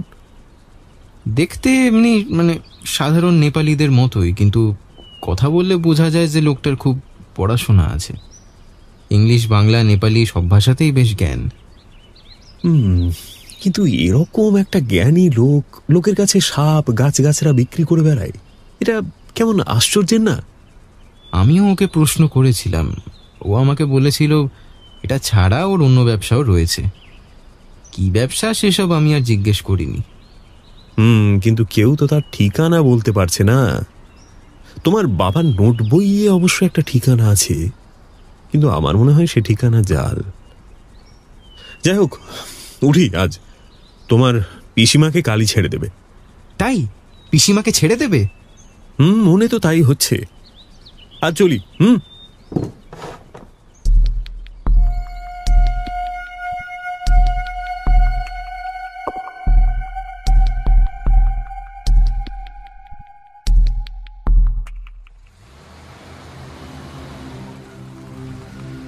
বাড়ি ফেরার আগে পারিজাতবাবু একটা বাড়ির সামনে থামলেন। বাড়ির গেটের মাথায় বিরাট signboard, the oriental research laboratory. পারিজাতবাবু গাড়ি থেকে নেমে সোজা ভেতরে ঢুকলেন। এক প্রৌঢ় ভদ্রলোক এগিয়ে এলেন। তার রূপোলি ব্যাক ব্রাশ করা চুল, চোখে কড়া পাওয়ারের চশমা। রং একসময় উজ্জ্বল গৌরব ছিল, তবে এখন তামাটে। ভদ্রলোক হেসে অভ্যর্থনা করলেন, কি পারিজাত, অনেকদিন পরে এলে, তা খবর কি? পারিজাতবাবু পকেট থেকে একটা খাম বের করে ভদ্রলোকের হাতে দিয়ে বললেন, ডক্টর রুদ্র, এটার সম্বন্ধে আমার একটা রিপোর্ট চাই, আর একটা অনুরোধও আছে। হ্যাঁ, তা কি বলো না। এটা আপনি নিজের হাতে করবেন, ব্যাপারটা গোপনীয় এবং জরুরি। ঠিক আছে ঠিক আছে, তুমি বলছো যখন নিশ্চয়ই করব। কথার সঙ্গে সঙ্গে ডক্টর রুদ্র খাম থেকে একটা ডাল বের করলেন। ডালের গায়ে ছোট ছোট দুটো পাতা, সেগুলো শুকিয়ে কালো হয়ে গেছে। ইস, সে যে একেবারে শুকিয়ে নিয়ে এসেছো হে। আজই হাতে এসেছে, এর আগে আনা সম্ভব ছিল না। বেশ, দেখি কতটা কি করতে পারি। ডক্টর রুদ্র ডালটা পাশের জারের একটা তরল পদার্থের মধ্যে ফেলে দিলেন। তারপর বললেন, তোমাকে আর আসতে হবে না, কাল সকালে আমি রিপোর্টটা তোমার বাড়িতে পাঠিয়ে দেব। ওহ, তাহলে তো খুবই ভালো হয়, অনেক ধন্যবাদ। পারিজাতবাবু নিজের গাড়িতে ফিরে এলেন। তার চোখে মুখে দারুণ দুশ্চিন্তার ছাপ। মনে হলো গভীরভাবে কিছু ভাবছেন। সারা দুপুর পারিজাতবাবু নোট বইটা উল্টালেন। প্রফেসর সেনের লেখা গাছের ল্যাটিন নামগুলো আলাদা একটা কাগজে লিখে নিলেন। নিজের ডায়েরিতে লিখলেন শের বাহাদুরের ঠিকানা। ঠিকানা দেখে মনে হচ্ছে খিদিরপুরেরই হবে। বিকেল হতেই লালবাজারে ফোন করলেন। ডেপুটি কমিশনার সত্যেন সেনের সঙ্গে কিছুক্ষণ কথা বললেন। ঠিক হলো সন্ধে 6টা নাগাদ তাঁর সঙ্গে দেখা করবেন। 4:30 সময় পারিজাতবাবু গাড়ি নিয়ে বেরিয়ে পড়লেন। মনসাতলা লেন খুঁজতে মোটেই দেরি হলো না, কিন্তু বাড়ির নম্বর খুঁজে পেতে বেগ পেতে হলো। অনেক ঘোরাঘুরির পর সন্ধান মিলল। একটা গ্যারেজের পেছনে টিনের মস্ত চালা। গ্যারেজেরই লোক বলল সেখানে কিছু নেপালি লোক থাকে। গাড়ি রেখে পারিজাতবাবু নেমে গেলেন। একটা খাটিয়ার ওপর দুজন নেপালি লোক আর ঘাসের ওপর একজন লোক বসে গল্প করছে। পারিজাতবাবুকে দেখে কথা থামিয়ে সবাই ঘুরে বসল। এখানে শের বাহাদুর কে আছে? সবাই মুখ চাওয়াচাওয়ি করল। একজন বলল, এখানে ও নামে তো কেউ থাকে না। ঠিকানা কি? পারিজাতবাবু ঠিকানা বললেন। হ্যাঁ, ওটা এই গ্যারেজেরই ঠিকানা, কিন্তু শের বাহাদুর নামে এখানে কেউ নেই। এখানে 6 জন নেপালি থাকে, সবাই বিভিন্ন অফিসের দারোয়ান। এখানে থাকার জন্য তাদের পয়সা দিতে হয় না, পালা করে রাত জেগে গ্যারেজ পাহারা দেয়। তা বাবু, শের বাহাদুরকে খুঁজছেন কেন? আরে, আমার অফিসে কাজের জন্য অনেক করে বলে এসেছিল। এই ঠিকানাটাই তো দিয়েছিল, আর তখন কোনো চাকরি ছিল না। এখন সমস্যা হচ্ছে যে আমাদের যে দারোয়ান, সে যাচ্ছে 3 মাসের ছুটিতে। আমার এক ভাই আছে সাহেব, খুব বিশ্বাসী, তাকে আপনি রাখতে পারেন। পারিজাতবাবু সে কথায় বিশেষ কান না দিয়ে বললেন, শের বাহাদুর বলে কি কেউ এখানে আসেও না? না সাহেব, ও নামের কাউকে আমাদের জানা নেই। পারিজাতবাবু গাড়িতে এসে উঠে বসলেন। অবশ্য ব্যাপারটা যে এমন কিছু হবে সেটা আগেই আন্দাজ করেছিলেন তিনি। ঠিকানাটা জাল। 2-1টা কলেজে খোঁজ করা যেতে পারে বটানি ডিপার্টমেন্টে, কিন্তু বিশেষ ফল হবে বলে মনে হয় না। সব জায়গাতেই ভুল ঠিকানা দেওয়া আছে। সন্দেহজনক কাজের মানুষ না হলে ভুল ঠিকানা দেওয়ার তাৎপর্য কি? কিন্তু কলকাতার এই জনসমুদ্রে শের বাহাদুরকে খুঁজে বের করার উপায় কি? পারিজাতবাবু লালবাজারে এলেন। সৌজা ডেপুটি কমিশনারের ঘরে ঢুকতে সত্যেন সেন বললেন, আরে কি খবর? হ্যাঁ পারিজাত, আজকাল এদিকে তো আর আসোই না। দরকার হয় না, তাই আপনাদের আর বিরক্ত করি না আর কি। ব্যোমকেশ বাবুর মতো নাম করবার চেষ্টায় আছো নাকি? হ্যাঁ? পারিজাতবাবু দুটো হাত জড়ো করে বললেন, কেন লজ্জা দিচ্ছেন বলুন তো? কার সঙ্গে কার তুলনা? কাকা এই লাইনে প্রাতঃস্মরণীয় ব্যক্তি। যাগে, কি প্রয়োজন বলো? হ্যাঁ, প্রফেসর সেনের কেসটা আমি হাতে নিয়েছি। হ্যাঁ, সে খবর পেয়েছি। কিরকম এগোচ্ছে তদন্ত? আমার চন্দনপুর থানা নাকি একজনকে গ্রেপ্তার করেছে শুনলাম। প্রফেসর সেনের বোন বোধ হয়, না? সেই সম্বন্ধেই আপনাকে বলতে এসেছি। বলো। পাইপ মুখে সত্যেন সেন চেয়ারে হেলান দিলেন। পারিজাতবাবু ধীরে ধীরে সবকিছু বললেন, নিজের মন্তব্য। আমার মনে হয় ভদ্রমহিলাকে আটকে রাখা অর্থহীন। সত্যেন সেন অ্যাস্ট্রেতে পাইপ ঝাড়লেন। তারপর কিছুক্ষণ কি যেন একটা চিন্তা করে বললেন, একেবারে ছাড়া সম্ভব নয়, তবে বাড়িতে নজরবন্দি রাখার অর্ডার দিয়ে দিচ্ছি। দেখো, কার মনে কি অভিসন্ধি থাকে তো কিছুই বলা যায় না, বুঝলে? আর একটা কথা, নেপালি অপরাধীদের যে অ্যালবামটা আছে সেটা একবার দেখা দরকার। বেশ, আনিয়ে দিচ্ছি। কলিং বেল বাজাতে গিয়ে সত্যেন সেন বাধা পেলেন। না না, আজ নয়, একটা ছেলেকে, মানে প্রফেসর সেনের ছেলেকে একদিন সঙ্গে নিয়ে আসবো, তখন দরকার। ঠিক আছে, আগে থেকে ফোন করে এসো। অপরাধী কি নেপালি নাকি? এখনো কিছুই জানি না। জানো না? জানো না? না পুলিশের লোককে কিছু বলা বারণ? না না, তেমন কোনো ব্যাপার নয়। পারিজাতবাবু হেসে উঠে পড়লেন। পরের দিন সারাটা দুপুর পারিজাতবাবু কলেজে কলেজে ঘুরলেন। অনেক কলেজই বলল গাছগাছরা সংগ্রহ করার লোক তাদের আছে। কেবল দুটি কলেজ বলল একজন নেপালি লোক তাদের এসব দিয়ে যায়। তার ঠিকানা পাতিপুকুর আর চেহারার যা বর্ণনা দিল তাতে পারিজাতবাবু হতাশ হলেন।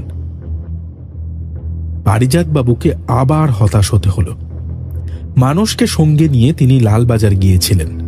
নেপালি অপরাধীদের অ্যালবাম তাকে দেখানো হয়েছিল, কিন্তু না, সেখানে শের বাহাদুরের ফটো নেই। শুধু দুর্ধর্ষ অপরাধীদের ফটোই অ্যালবামে থাকে। হয়তো শের বাহাদুরের এটা প্রথম অপরাধ, কিংবা তার পেছনে হয়তো অন্য কেউ আছে, শের বাহাদুর যার হাতের পুতুল।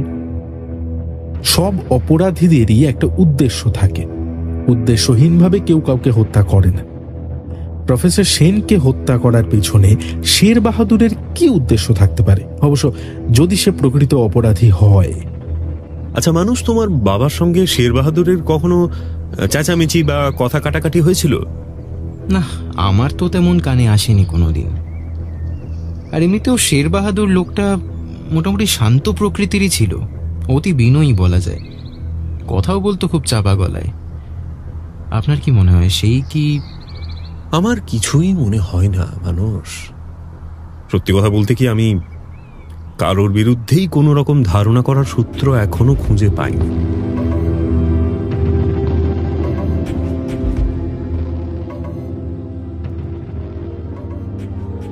দিন 15 বাদে খবরের কাগজে এক বিজ্ঞাপন প্রকাশিত হল।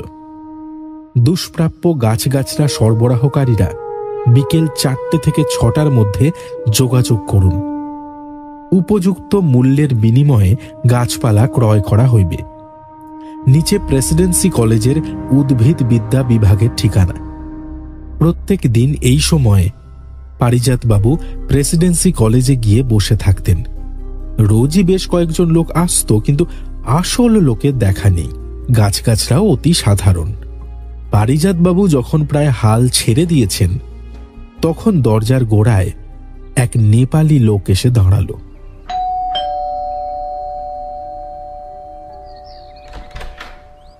নমস্কার সাহেব। পারিজাতবাবু উৎফুল্ল হলেও মুখে কোনো ভাব প্রকাশ করলেন না। স্বাভাবিক কণ্ঠে জিজ্ঞেস করলেন, কি চাই? ওই কাগজের বিজ্ঞাপন দেখে এসেছি। ও আসুন আসুন, ভেতর আসুন। নেপালি লোকটা ঘরের মধ্যে ঢুকল। মানস আর বলরাম শের বাহাদুরের চেহারার যেরকম বর্ণনা দিয়েছিল তার সঙ্গে হুবহু মিলে যাচ্ছে। বসুন না চেয়ারে। একটু ইতস্তত করে লোকটি চেয়ারে বসল। আচ্ছা, তাহলে আমার কথাটা আপনাকে খুলে বলি একটু। দেখুন, আমি এই কলেজের বটানির হেড অফ দ্য ডিপার্টমেন্ট। আমার নিজের রিসার্চের ব্যাপারে কিছু গাছগাছরা দরকার, তো আপনি আমাকে কিভাবে সাহায্য করতে পারবেন? হ্যাঁ সাহেব, আপনার কিরকম সাহায্যের প্রয়োজন বলুন। আমার গবেষণার বিষয় হচ্ছে গিয়ে এদেশের বিষাক্ত গাছগাছরা। তো আপনি কি বহুদিন এই লাইনে আছেন? তা আছি প্রায় বছর 2 হবে। বাহ, কিছু বিষাক্ত গাছের সন্ধান দিতে পারেন আমাকে? আপনি বিজ্ঞাপনে বিষাক্ত গাছের কথা তো লেখেননি, শুধু ওই দুষ্প্রাপ গাছের কথাই লিখেছেন। সেরকম 2-1টা লতা আমি এনেছি। আচ্ছা, আপনি বাংলা পড়তে পারেন? হ্যাঁ সাহেব, আমি লিখতে পড়তে 2 পারি। আমি এদেশের স্কুলে পড়াশোনা করেছি। আপনাকে কিছু গাছ দেখাবো কি? না, আপনি তো বললেন বিষাক্ত গাছগাছরা আপনি আনেননি। তাহলে যদি আমি এখন আপনার সঙ্গে যাই, তাহলে আজ দিতে পারবেন? নাহি সাহেব, বাড়িতে আমার সেরকম গাছগাছরা কিছু নাই, আমাকে ওই আনিয়ে নিতে হবে। কোথা থেকে আনাবেন? ঠিক নাই, হিমালয়ের পাদদেশে অনেক কিছু পাওয়া যায়। আমার লোক ঠিক আছে, ওই কাঠমান্ডু, কালিম্পং, দেরাদুন, দেখি তারা কি পাঠায়। লোকটি উঠবার উপক্রম করতেই পারিজাতবাবু প্রশ্ন করলেন, হ্যাঁ আচ্ছা, আর একটা কথা, 2-1টা বিষধর সাপ আমায় দিতে পারবেন? লোকটির 2 চোখ কুঞ্চিত হয়ে উঠল। হ্যাঁ, বিষধর সাপ? আপনি বরং কোনো সাপুড়ের কাছে যোগাযোগ করেন, তারা হয়তো দিতে পারবে। আপনার কোনো সাপুড়ের সঙ্গে চেনা আছে? না না। লোকটা ব্যাগটা তুলে নিয়ে উঠে দাঁড়ালো। আপনার নামটা? বিল বাহাদুর। আচ্ছা, আর ঠিকানা? ঠিকানায় কি দরকার, আমি মাঝখানেক বাদে আসবো।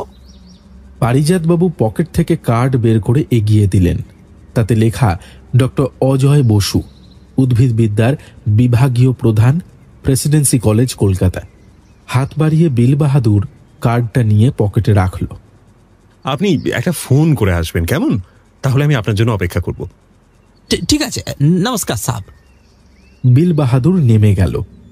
সে রাস্তায় পা দিতেই সাইকেল হাতে একটা লোক যেন তারই প্রতীক্ষায় ছিল। বিল বাহাদুরের পেছন পেছন লোকটা সাইকেল চালালো।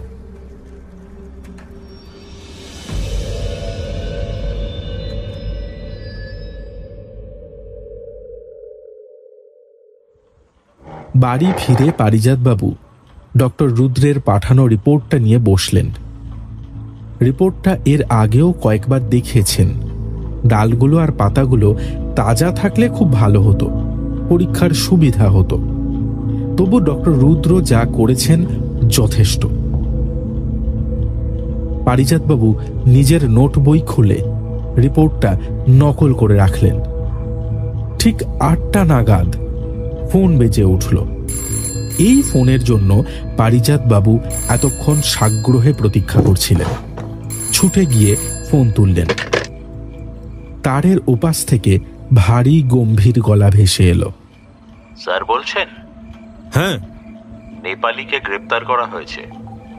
বাহ, লোকটার আস্তানা কোথায়? তালা। তার মানে খিদিরপুর আর পাতিপুকুর দুটোই মিথ্যে। বাড়ি সার্চ করা হয়েছে?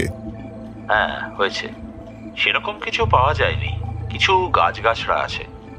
বেশ, সেগুলো নিয়ে এসো। আর কিছু পাওনি? আর যা আছে মামুলি, টেবিল, চেয়ার, তক্তাপোষ, বিছানা, এসব। কোনো চিঠিপত্র?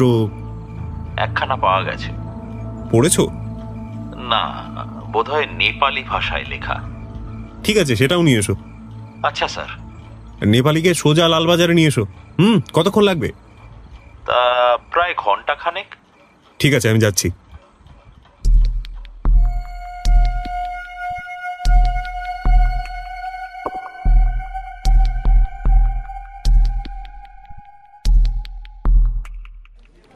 পারিজাতবাবু যখন লালবাজারে পৌঁছালেন তখনও বিল বাহাদুরকে আনা হয়নি। এই সময় ডেপুটি কমিশনার সত্যেন সেনের থাকবার কথা নয়, কিন্তু ফোন পেয়ে তিনিও এসে গেছেন। দরজার কাছে পারিজাতবাবুকে দেখে বললেন, কি হে পারিজাত, তুমি নাকি প্রফেসর সেনের হত্যাকারীকে গ্রেপ্তার করে নিয়েছ? কি জানি, জোর দিয়ে এখনই কিছু বলতে পারছি না, তবে লোকটাকে এখানে আনতে বলেছি, দেখি কথা বলে। আমাকেও তপেশ্বর প্রসাদ ফোন করেছিল, তোমার কথাতেই তো সে ওকে ফলো করছিল। এই লোকটার নাম কি? বলছে তো বিল বাহাদুর, কিন্তু প্রফেসর সেনের নোট বইতে ছিল শের বাহাদুর। ধরা পড়লে অনেক শেরই বিল্লি হয়ে যায়। তা কেসটা শেষ পর্যন্ত টিকবে তো? ওই যে বললাম, পরখ করে দেখি আগে। পারিজাতবাবুর কথা শেষ হবার সঙ্গে সঙ্গেই পুলিশের কালো ভ্যান সশব্দে থানা প্রাঙ্গণে ঢুকল। ওই যে তোমার অতিথি চলে এলো। এই তুলসী, আসামিকে আমার ঘরে আনতে বল। এসো পারিজাত, ঘরের মধ্যে এসো। বিল বাহাদুরকে নিয়ে দুজন পুলিশ ভেতরে এলো। প্রথমে তার চোখ পড়ল সত্যেন সেনের ওপর, তারপরে দেখল পারিজাত বাবুকে। সঙ্গে সঙ্গে তার চোখ দুটো জ্বলে উঠল। কি ব্যাপার সাব, আমাকে এরকম বেজ্জাত করার মানে? বসো শের বাহাদুর, তোমার সঙ্গে কথা আছে। আমার নাম শের বাহাদুর নয়, বিল বাহাদুর আছে। তুমি প্রফেসর সেনকে চেনো? কে প্রফেসর? কোথায় থাকেন? চন্দনপুর। চন্দনপুরে একজন আমার কাছে মাঝে মাঝে ওই গাছগাছরা নিতেন। বিষাক্ত গাছগাছরা? না না, তিনি অন্য ধরনের গাছগাছরা নিতেন। কি রকম? ওই খুব নরম লতা জাতীয়। তুমি কি এটা জানো যে প্রফেসর সেন মারা গেছেন? হ্যাঁ সাহেব, কাগজে পড়েছি। তীব্র বিষক্রিয়ায় তাঁর হৃদস্পন্দন বন্ধ হয়ে যায়। কাগজে তো সেই রকমই পড়েছি সাহেব। কি করে তিনি মারা গেলেন বলতে পারো? বিল বাহাদুরের সারা মুখ আরক্ত হয়ে উঠল, দুটো হাত মুষ্টিবদ্ধ। কি বলতে চান আপনি? আচ্ছা, তুমি বলরামকে চেনো? সাপুড়ে বলরাম? না। বলরাম কিন্তু তোমাকে চেনে। বিল বাহাদুর কোনো উত্তর দিল না। বলরাম যদি এখন এসে বলে যে তুমি তাকে চেনো, তাহলে তুমি কি বলবে? এবারও সে নিরুত্তর। চুপ করে থেকে কোনো লাভ নেই। কথা বলাবার ওষুধ আমাদের কাছে আছে। বিল বাহাদুর পারিজাত বাবুর দিকে ফিরে বললেন, আমি আমি আমি অল্পে ছাড়বো না। হ্যাঁ, আমি অল্পে ছাড়বো না। আমাকে এভাবে আপদস্থ করার শাস্তি আপনি পাবেন। সত্যেন সেন ইঙ্গিত করলেন। দুজন পুলিশ দু হাত ধরে বিল বাহাদুরকে ঠেলে সরিয়ে নিয়ে গেল। তারপর এবার কি করবে? কাল বলরামকে একবার নিয়ে আসবো। ঠিক লোককে পাকড়াও করেছো তো? কি জানি, জানেনি তো, এসব ব্যাপারে জোর দিয়ে তো কিছুই বলা যায় না। যাই হোক, আজ চলি।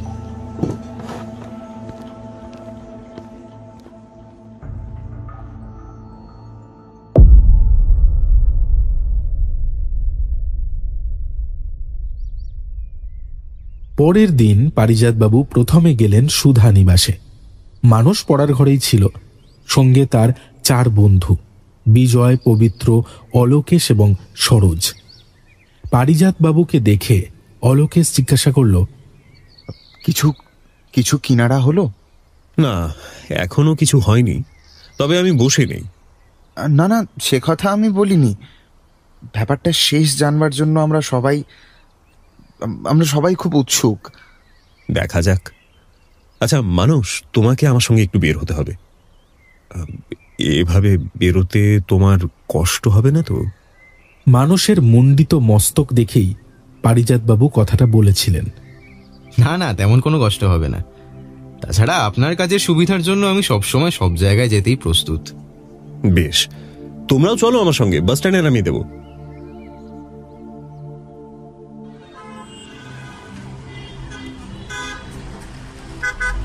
চার বন্ধুকে নামিয়ে দিয়ে পারিজাতবাবু গাড়ি ঘোরালেন।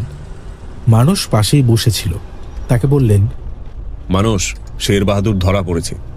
তাই নাকি? আপনার কি ধারণা ওই এ কাজটা করেছে? এখনই ঠিক বলা যাচ্ছে না, তবে তার আচরণ সন্দেহের ঊর্ধ্বে নয়। মানুষ কিছু বলল না, নিরীহ দৃষ্টি মেলে পারিজাতবাবুর দিকে দেখল কেবল। তোমার বাবার নোট বইতে শের বাহাদুরের ঠিকানা ছিল খিদিরপুর। অন্য দু একটা কলেজেও সে গাছগাছরা বিক্রি করত, সেখানে ঠিকানা দিয়েছে পাতিপুকুর, আর আসলে থাকে টালায়, সেখানেই ধরা পড়েছে। আমার কাছে নাম বলেছে আবার বিল বাহাদুর। তাহলে দেখো, নাম ধাম দুই সে বদলেছে। কিন্তু শের বাহাদুরের মতন লোক এই কাজটা করবে এটা বিশ্বাস করা একটু শক্ত। জোর দিয়ে কিছু বলা খুবই শক্ত মানুষ। অনেক সময় দেখা গেছে ভদ্র আর শান্ত লোকই মারাত্মক খুনি হয়, তাদের মুখোশের কাজ করে। আচ্ছা, আমরা এদিকে কোথায় যাচ্ছি? তোমাদের সেই মিস্ত্রি আরিফ এখানে থাকে। অবশ্য আমরা তার কাছে যাচ্ছি না। তবে এই বস্তিতে এক সাপুড়ে থাকে, বলরাম, তার কাছে যাব। হঠাৎ সাপুড়ের কাছে কেন? সে শের বাহাদুরকে চেনে। শের বাহাদুর তার কাছে একটা কাজ করতে গেছিল একবার। বলরাম আর মানসকে সঙ্গে নিয়ে পারিজাতবাবু লালবাজারে ফিরে এলেন। আশ্চর্য, এক রাত্রেই শের বাহাদুরের চেহারা অনেক বদলে গেছে। চোখের কোণে কালির ছোপ, দু চোখ রক্তবর্ণ। মনে হয় সারা রাত ঘুম হয়নি। কেমন আছো শের বাহাদুর? আমি শের বাহাদুর নই, আমি বিল বাহাদুর আছি। ভগবানের অনেক নাম থাকে, এক এক লীলার সময় এক একটা নাম, তাই না? যাকে তুমি এদের চেনো? শের বাহাদুর চোখ তুলতেই মানুষের সঙ্গে চোখাচোখি হল। শের বাহাদুরের মুখ করুণ হাসিতে উদ্ভাসিত হয়ে উঠল। একটা হাত কপালে ঠেকিয়ে সে সালাম করে বলল, সালাম খোকা বাবু, ভালো আছেন? মানুষও হাসল। ভালো আর কই, যা সর্বনাশ সবার তো হয়েই গেছে। এবার শের বাহাদুর পারিজাত বাবুর দিকে আঙুল দেখিয়ে বলল, দেখেন না, এ সাহেব আমাকে ধরে নিয়ে এসেছেন। সাহেবের ধারণা আপনার বাবাকে নাকি আমি খুন করেছি। আপনি বলুন সাহেব, এ কাজ আমি করতে পারি? এই প্রশ্নের কোনো উত্তর মানুষ দিতে পারল না। পারিজাতবাবু এবার বলরামকে দেখিয়ে জিজ্ঞাসা করলেন, আর একে চিনতে পারো? শের বাহাদুর ভ্রু কুঞ্চিত করল। কিছুক্ষণ বলরামের দিকে চেয়ে বলল, না না, একে তো প্রথম দেখছি সাহেব। বলরাম, তুমি একে চেনো? চিনি হুজুর, সেই ঘুলঘুলির কথা এই লোকটাই বলেছিল। এই লোকটাই আমাকে টাকা দিয়েছিল। ঝুট সব ঝুট, একদম একদম একদম বাজে কথা। তোমার সঙ্গে এই লোকটার কোন ঝগড়া আছে শের বাহাদুর? এ অযথা মিথ্যে কথা কেন বলবে? সব সব বাজে কথা। আমার বিরুদ্ধে ষড়যন্ত্র করা হচ্ছে, ষড়যন্ত্র করা হচ্ছে। পুলিশের একজন অফিসার পাশেই দাঁড়িয়েছিল। সে বলল, তুমি খুব হিসেব করে লোক চিনছো তো। বলরামকে চিনতে বিপদ, তাই তো চিনতেই পারছো না, তাই না? শের বাহাদুরের সারা মুখ আরক্ত। সে চুপচাপ বসে রইল। তুমি এমন এক জায়গায় এসে দাঁড়িয়েছো শের বাহাদুর, যে তোমার পক্ষে আর পিছিয়ে আসা চলে না। আচ্ছা, তুমি থাকো টালায়, তাই তো? অথচ প্রফেসর সেনকে বলেছো খিদিরপুর, এর কারণ কি? শের বাহাদুর ভ্রু কুঁচকাল। প্রফেসর বাবু কোনদিন আমাকে নাম ধাম জিজ্ঞাসা করেনি, কাজেই তাকে খিদিরপুরে আমার আস্তানার কথা বলার কোনো প্রশ্নই ওঠে না। আমি আগে পাতিপুকুরে ছিলাম, মাস 2 হলো এই টালা এসে উঠেছি। প্রফেসর সেনের উপর তোমার আক্রোশের কারণটা কি? কেন বাজে কথা বলছেন সাহেব? আমি আপনার কোনো কথার উত্তর দেব না। ঠিক আছে, একে নিয়ে যাও। পুলিশ অফিসারের নির্দেশে শের বাহাদুরকে সরিয়ে নিয়ে যাওয়া হলো। ইতিমধ্যেই নেপালি ভাষায় লেখা চিঠির পাঠোদ্ধার করা হয়েছে। চিঠিতে মারাত্মক কিছু নেই। জনৈক বাহাদুর থাপাকে লেখা হয়েছে গোটা কয়েক গাছগাছড়ার জন্য। গাছগাছড়ার নাম নেই, শুধু বলা হয়েছে সেগুলো বাতের ওষুধ এবং সেগুলো কবিরাজি দোকানে দিতে হবে। কিন্তু চিঠিটা শেষ হয়নি। থাপার কোনো ঠিকানা লেখা নেই। তলায় নামসই বিল বাহাদুর। এইখানেই পারিজাত বাবু একটু ধাঁধায় পড়লেন। শের বাহাদুর নিজের নাম বিল বাহাদুর কেন লিখবে? তখন তো ধরা পড়বার কোনো সম্ভাবনা ছিল না, নাকি পাকা লোক আগে থেকেই সাবধান হয়? দিন 7 পর পারিজাত বাবু নেপাল রওনা হয়ে গেলেন।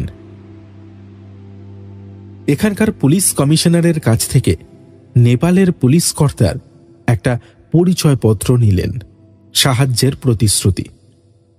কাঠমান্ডু পৌঁছে রয়্যাল হোটেলে উঠলেন। ছোট জায়গা, কিন্তু প্রাকৃতিক সৌন্দর্য অতুলনীয়। প্রথম 2 দিন পারিজাতবাবু হোটেল থেকে বেরোলেন না, বসে বসে টেলিফোন ডিরেক্টরি ঘাঁটলেন। হোটেলের ম্যানেজারের কাছে খোঁজ নিলেন এদেশের গাছগাছড়ার সম্পর্কে জানতে হলে কোথায় যেতে হবে। ম্যানেজার কিছু বলতে পারল না। চোখ আরো ছোট করে বলল, আমরা স্যার আদার ব্যাপারী, গাছের কোনো খোঁজ রাখি না। তৃতীয় দিন হোটেলে বারান্দায় দাঁড়িয়েই পারিজাতবাবু অবাক। বিচিত্র পোশাকে সেজে লোকজন রাস্তা দিয়ে যাচ্ছে। শুধু নেপালিরাই নয়, বিদেশিরাও আছে। বেয়ারাকে জিজ্ঞেস করলেন, এরা সব কোথায় যাচ্ছে? পশুপতিনাথের মন্দিরে 3 দিন ধরে উৎসব চলবে তো। কৌতূহলবশতই পারিজাতবাবুও পোশাক পরে বেরিয়ে পড়লেন।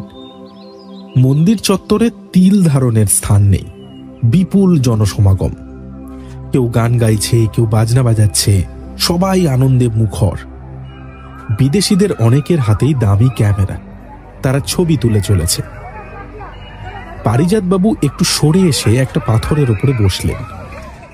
সামনের দিকে দেখতে দেখতে হঠাৎ চমকে উঠলেন। 2 হাতে চোখ দুটো মুছে নিলেন। তিনি কি ভুল দেখছেন? মাথায় নেপালি টুপি আর গায়ে সোয়েটার চাপিয়ে একটু দূরে শের বাহাদুর দাঁড়িয়ে আছে। তাকে না জানিয়ে পুলিশ নিশ্চয়ই শের বাহাদুরকে ছাড়বে না। তবে কি সে পুলিশের কবল থেকে পালিয়েছে? এখন যদি পারিজাতবাবু শের বাহাদুরের সামনে যান, সে গা ঢাকা দেবে, কিংবা নেপালিদের খেপিয়ে তোলাও আশ্চর্য নয়। বিদেশ বিভুঁইয়ে পারিজাতবাবু বিপদে পড়ে যাবেন। তিনি খুবই চিন্তিত হয়ে পড়লেন। এখন যদি হোটেলে গিয়ে চেহারা পাল্টে আসেন, ততক্ষণে শের বাহাদুর এখানে নাও থাকতে পারে। মন্দিরের বাইরে 2-1 পুলিশ রয়েছে, তাদেরকে পরিচয়পত্র দেখিয়ে সাহায্য প্রার্থনা করলে হয়। ভাবতে ভাবতেই পারিজাতবাবু দেখলেন শের বাহাদুর তাঁরই দিকে এগিয়ে আসছে। অবশ্য তাঁকে লক্ষ্য করে নয়, তিনি যেদিকে বসেছিলেন সেই দিকে। পারিজাতবাবুর চোখে কালো চশমা ছিল। তিনি পকেট থেকে নেপালি টুপি, মানে যেটা এখানে এসে শখে কিনেছিলেন, সেটা বের করে মাথায় দিলেন। তিনি বুঝতে পারলেন যে এতে তাঁর চেহারার বিশেষ কিছু পরিবর্তন এলো না। শের বাহাদুর ঠিক পাথরের নিচে এসে দাঁড়ালো। সম্ভবত সে পারিজাতবাবুকে দেখতে পায়নি। হঠাৎ পারিজাতবাবুর কি একটা মনে পড়ে গেল। তিনি পেছন ফিরে পকেট থেকে মানিব্যাগ বের করে নকল গোঁফ জোড়া পরে নিলেন। ঝুলে পড়া গোঁফ ঠোঁটের অনেকটাই ঢেকে দিল। উপায় নেই, এই সামান্য রূপান্তরের মাধ্যমেই পারিজাতবাবুকে চেষ্টা করে দেখতে হবে। প্যান্টের পকেটে হাত দিয়ে অনুভব করলেন যে না, রিভলভারটা ঠিকই আছে। পারিজাতবাবু এবার আস্তে আস্তে নেমে শের বাহাদুরের পাশে দাঁড়ালেন। শের বাহাদুর আর চোখে পারিজাতবাবুকে দেখল, তারপর বলল, তা সাব, আপনি উৎসবে এই প্রথম? পারিজাতবাবু মনে মনে হাসলেন। শের বাহাদুরের ধারণা, নিজের গলাটা একটু গম্ভীর করলেই সে আত্মগোপন করতে পারবে, কেউ তাকে চিনতে পারবে না। আর একটা ব্যাপারে পারিজাতবাবু নিশ্চিত হলেন, তার ছদ্মবেশ সামান্য হলেও শের বাহাদুর তাকে চিনতে পারেনি। আমি নেপালে এই প্রথম, কাজেই এই উৎসবে তো প্রথম বটেই। ও, আপনি কি ব্যবসা সংক্রান্ত ব্যাপারে এদেশে এসেছেন? ব্যবসা সংক্রান্ত মানে আমি এক ওষুধের কারখানার তরফ থেকে এখানে আসছি। মশাইয়ের নাম? আমি বাহাদুর থাপা। নামটা পারিজাতবাবুর মনে পড়ে গেল।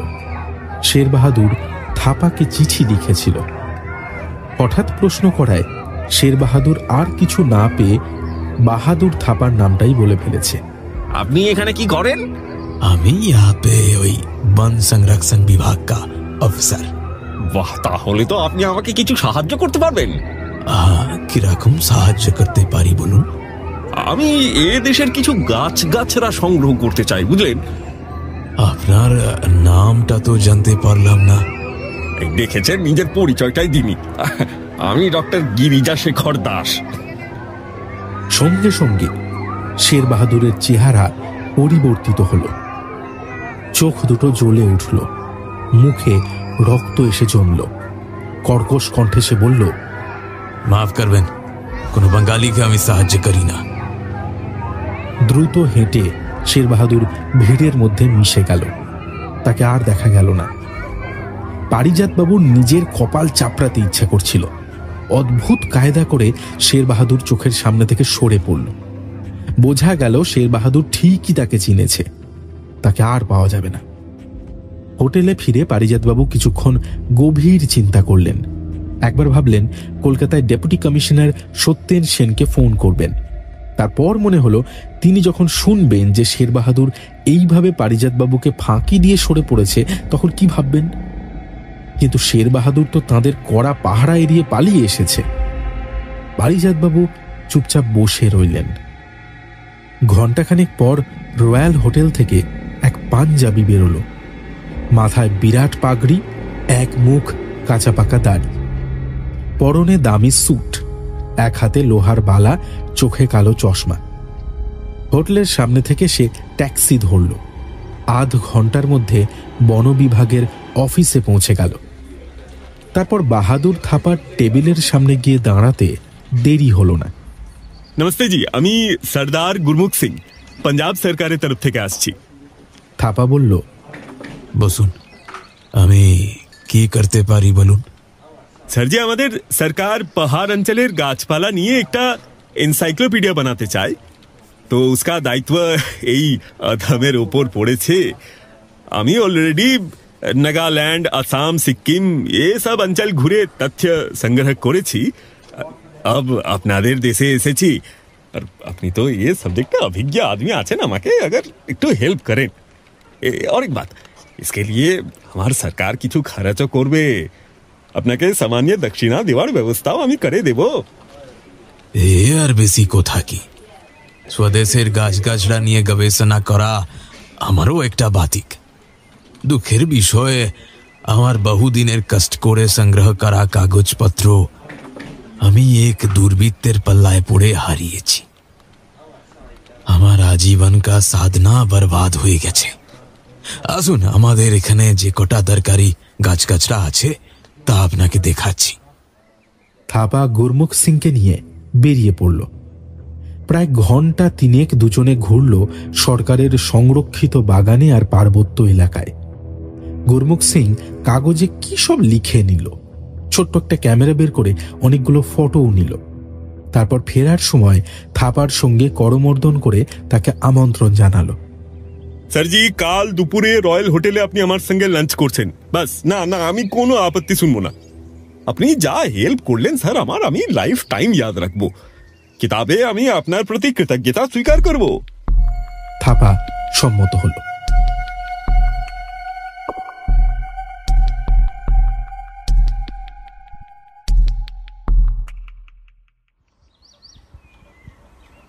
পারিজাতবাবুর বাইরের ঘরে আজ রয়েছে 5 বন্ধু: মানস, পবিত্র, অলোকেশ, বিজয় আর সরোজ।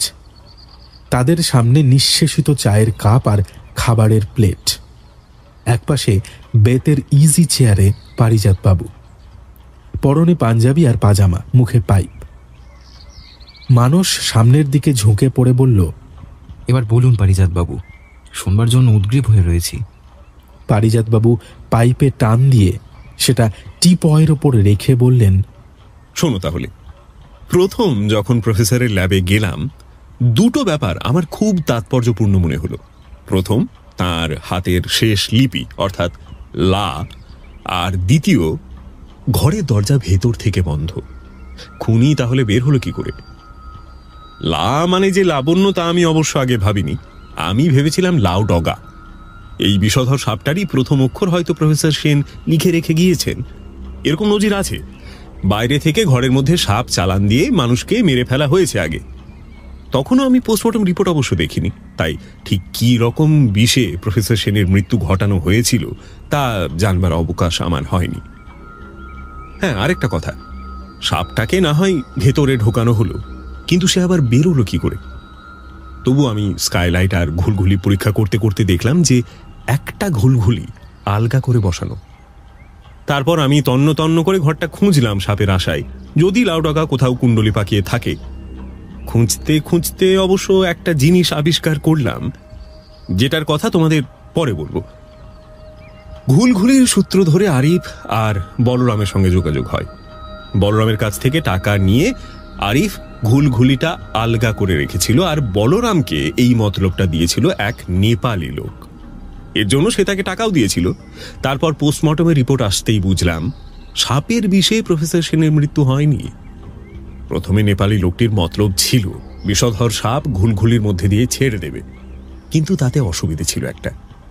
দেখো, সাপ তো আর শিক্ষিত নয় যে দেওয়াল বেয়ে নেমে ঠিক প্রফেসর সেনকেই ছোবলটা মারবে।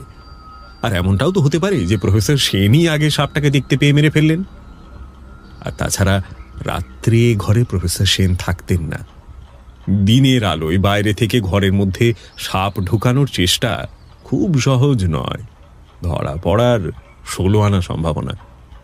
এ সম্ভাবনা বাতিল করে দিলেও নেপালি লোকটির ওপর থেকে সন্দেহ গেল না আমার। এবার আগেকার একটি কাহিনী শোনো, প্রায় 25 বছর আগের কাহিনী। সদ্য কলেজ থেকে পাশ করে বেরিয়ে এক বাঙালি ছাত্র গবেষণার নেশায় মেতে উঠল। তার বিষয় ছিল উদ্ভিদবিদ্যা। গাছগাছড়ার সন্ধানে এসে নানা জায়গায় ঘুরে বেড়ালো, ঠিক কি নিয়ে গবেষণা করবে তাই ভাবতে লাগলো সে। এমন সময় কলকাতাতে বিজ্ঞানের একটা অধিবেশন বসে। বাঙালি ছাত্রটি সেই অধিবেশনে শ্রোতা হিসেবে যোগ দেয়। উদ্ভিদবিদ্যা বিভাগে এক নেপালি যুবক একটি প্রবন্ধ পড়ে সেখানে। বিষয় গাছপালার লজ্জাশীলতা। সকলেই সেটি তারিফ করে। বাঙালি ছাত্র যেচে গিয়ে নেপালি যুবকের সঙ্গে আলাপ করে। সেই নেপালি যুবক 5 দিন কলকাতায় ছিল। এই 5 দিনই বাঙালি ছাত্র তার কাছে যায় আর নানা বিষয়ে আলোচনা করে। ফলে দুজনের মধ্যে একটা হৃদ্যতাও গড়ে ওঠে। বাঙালি ছাত্রটিকে নেপালে সে আমন্ত্রণ জানায়, আর এই কথাও বলে যে সে তাকে ওই দেশীয় অনেক গাছগাছড়ার সন্ধানও দেবে। মাস 2 পর বাঙালি ছাত্রটি নেপালে যায়। নেপালি যুবক তাকে অভ্যর্থনা করে নিজের বাড়িতে নিয়ে যায়। বাঙালি ছাত্রটিকে সে বলে যে নেপালে গবেষণা করার কোনো সুযোগই নেই। তার খুব ইচ্ছে কলকাতা বা দিল্লিতে গিয়ে গবেষণা করার, কিন্তু অর্থাভাব। 2-1 অধ্যাপকের কাছে ঘোরাফেরা করেছে, কিন্তু সুবিধে করতে পারেনি। বাঙালি ছাত্র তাকে আশ্বাস দিল কলকাতায় ফিরে তার জন্য সে বিশেষভাবে চেষ্টা করবে। নেপালি যুবকটি বিশ্বাস করে বাঙালি ছাত্রটিকে তার গত 5 বছরের পরিশ্রমের ফসলের সমস্ত নোটস দেখিয়েছিল। সংবেদনশীল গাছপালা ছিল তার গবেষণার বিষয়। পরের দিন সকালে উঠে নেপালি যুবকটি দেখছে যে বাঙালি ছাত্রটি তো নেই, সঙ্গে তার এত কষ্টের নোটস উধাও। সে তন্ন তন্ন করে সারা নেপালের পথ ঘাট খুঁজল, কিন্তু বাঙালি ছাত্রটিকে কোথাও পেল না। কিছুদিন পর কলকাতায় এসে কলেজে কলেজে অনুসন্ধান করল, কেউ কিচ্ছু বলতে পারল না। বলতে পারল না তার কারণ বাঙালি ছাত্রটি সঠিক নাম তাকে বলেনি, অর্থাৎ শুরু থেকেই তার উদ্দেশ্য ছিল অসৎ। নেপালি যুবকটি প্রায় পাগলের মতো হয়ে গেল। জোড়াতালি দিয়ে একটা নোটস সে পরে তৈরি করেছিল, কিন্তু তা সুবিধের হয়নি। অনেক বছর পর আকস্মিকভাবে একটা বিজ্ঞানের ফটো নেপালির চোখে পড়ল, আর সেটা দেখেই সে চমকে উঠল। কোনো সন্দেহ নেই এ সেই বাঙালি ছাত্র। তার প্রতিশোধ স্পৃহা প্রবল হয়ে উঠল। সে ঠিক করল যে এক ঢিলে সে 2 পাখি মারবে এবার। তার এক যমজ ভাই ছিল, আইডেন্টিক্যাল টুইন আর কি। তো তার বাবা নিজের সমস্ত সম্পত্তি ওই যমজ ভাইকে উইল করে দিয়ে গিয়েছিল, কারণ নেপালি যুবকটির ওপর তিনি মোটেই সন্তুষ্ট ছিলেন না। তার এই যমজ ভাই তার চেয়ে মাত্র 10 সেকেন্ডের ছোট। এখন বোধহয় বুঝতে পারছো, নেপালি যুবক হচ্ছে বাহাদুর থাপা, আর তার যমজ ভাই হলো বিল বাহাদুর। কিন্তু বাবার খাতায় তো শের বাহাদুর লেখা ছিল। থাপার সঙ্গে তার ভাইয়ের বাইরে কোনো বিরোধ ছিল না, বীর বাহাদুর মাঝে মাঝে গাছপালার সন্ধানে এবং নিজের সম্পত্তি তদারক করার জন্য নেপালে যেত। থাপা গাছপালা নিয়ে তাকে সাহায্যও করত, অবশ্যই অর্থের বিনিময়ে। বাঙালি বিজ্ঞানীর ফটো দেখে বীর বাহাদুর বলেছিল সে এই বাবুকে চেনে, তাকে গাছগাছরাও সে সাপ্লাই দেয়। সেই সময়েই বোধহয় থাপার মাথায় কূটবুদ্ধি জেগে ওঠে। সে কলকাতায় চলে আসে। বলরাম সাপুড়ের কাছ থেকে মাঝে মাঝে সাপ কিনে বিশ্বাসভাজন হবার জন্য। তারপর একদিন ঘুলঘুলি আলগা করার পরামর্শটা দেয়। নিজে সে আরিফের সঙ্গে দেখা করেনি, হ্যাঁ, পরে অবশ্য ভেবে বুঝতে পারে যে এই উপায়ে সাফল্য লাভ সহজ নয়। একবার সুযোগ হারালে ভবিষ্যতে প্রফেসর সেন সাবধান হয়ে যাবেন। তখন থাপা অন্য একটা মতলব ঠিক করল। গাছগাছরা নিয়ে সে নিজে গেল প্রফেসর সেনের কাছে। প্রফেসর সেন তাকে বীর বাহাদুরই ভাবলেন। একেবারে প্রথমে বীর বাহাদুরকে দেখে হয়তো প্রফেসর সেনেরও সেই পুরনো কথা মনে পড়ে গিয়েছিল, কিন্তু তারপর যাতায়াত আর কথাবার্তার পর তিনি বুঝতে পেরে থাকবেন যে সেই নেপালি যুবকের সঙ্গে এর চেহারার সাদৃশ্য আছে, কিন্তু এই পর্যন্তই, এরা এক লোক নয়। থাপা প্রফেসর সেনকে গাছগাছরা দিয়ে বলেছিল, আপনি আমার নাম ঠিকানাটা লিখে রাখুন, যদি হঠাৎ দরকার হয় একটা পোস্টকার্ড ফেলে দেবেন। এর আগে প্রফেসর সেন কখনো বীর বাহাদুরের নাম জানতে চাননি, তার প্রয়োজনই হয়নি। আচ্ছা, থাপা সোজাসুজি বীর বাহাদুরের নাম ঠিকানা দিল না কেন? তাতে তো সন্দেহটা সোজা তার উপর আগেই হতো। থাপা বোধহয় ইচ্ছে করে একটু জটিলতার সৃষ্টি করতে চেয়েছিল, যাতে হিসেবটা সহজ না হয়। আচ্ছা, তারপর? প্রফেসর সেন যখন গাছগাছরাগুলো আরোকে ডুবিয়ে রাখার জন্য চেয়ার ছেড়ে উঠেছিলেন, তখন থাপা গাছের খুব ছোট্ট একটা ডাল ড্রয়ারের ফাঁকে আটকে দিয়েছিল। সেটাও তো আপনি পেয়েছিলেন? হ্যাঁ, পেয়েছিলাম, কিন্তু খুব শুকনো অবস্থায়। ডক্টর রুদ্র রিপোর্ট থেকে শুধু এটুকুই জানতে পেরেছি যে গাছটার নাম কি আর তার বিষক্রিয়ার শক্তি কতটা। নেপালে একেবারে হিমালয়ের পাদদেশে এক প্রজাতির ছোট ছোট ঝোপ দেখতে পাওয়া যায়। অবশ্য খুব বেশি যে দেখতে পাওয়া যায় তা নয়। এই গাছের ফুল অত্যন্ত বিষাক্ত, এতই বিষাক্ত যে তার কাছে যদি কোনো জন্তু আনাগোনা করে সে পর্যন্ত মারা যায়। হরিণ, খরগোশ, চিতা এরা এই ঝোপ দেখলে পাগলের মতো ছুটে পালায়। তার মানে গাছটা শুধুই বিষাক্ত নয়, তার ফুল থেকে অতি বিষাক্ত এক প্রাণঘাতী গন্ধ চারিদিকে ছড়িয়ে পড়ে, তাও মাত্র মিনিট 15 জন্য। তারপরেই ফুলটি শুকিয়ে যায়, আর তখন তার অনিষ্ট করার আর কোনো ক্ষমতা থাকে না। থাপা 20 শুদ্ধ এই গাছের ডাল ড্রয়ারের ফাঁকে আটকে দিয়েছিল।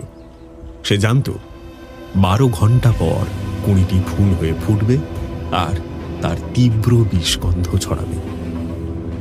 প্রফেসর সেন যে ভোর 5টার সময় গবেষণাগারে আসতেন, সেই খবর সংগ্রহ করা তার পক্ষে খুব কঠিন হয়নি। তারপর প্রফেসর সেন চেয়ারে বসার প্রায় সঙ্গে সঙ্গেই সেই বিষাক্ত ফুল ফুটেছিল, আর তারপরের ঘটনা তো তোমরা জানোই। এই কারণেই পোস্টমর্টম রিপোর্টে প্রফেসর সেনের পেটে কোনো রকম বিষ পাওয়া যায়নি।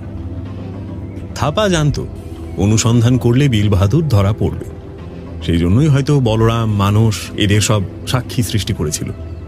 সবই বুঝলাম, কিন্তু পারিজাতবাবু একটা কথা। জানি জানি তুমি কি জানতে চাও, তোমার বাবার লা লেখার রহস্যটা, তাই তো? মানস ঘাড় নাড়ল। তোমার বাবা গাছটা চিনতে পেরেছিলেন। মানুষ গাছটার নাম লাইকোমেসেস, নেপালি ভাষায় অবশ্য বলে পিওজি। এর বিষ গন্ধ এত দ্রুত ছড়িয়ে পড়েছিল যে তোমার বাবা পুরো নামটা লেখার আর অবকাশ পাননি, শুধু লা লিখেই মৃত্যুর কোলে ঢলে পড়েছিলেন তিনি। তাহলে শেষমেশ থাপার কি শাস্তি হবে? সেটা তো বিচারপতি ঠিক করবেন, তবে সে সমস্তটা স্বীকার করেছে। দাঁড়াও, তোমাদের জন্য আরেক প্রশ্ন চায়ের কথা বলে আসি। মনে রেখো, পাপ কখনো চাপা থাকে না, কখনো শীঘ্র, কখনো বা দেরিতে, কিন্তু পাপের বিচার ঠিকই হয়।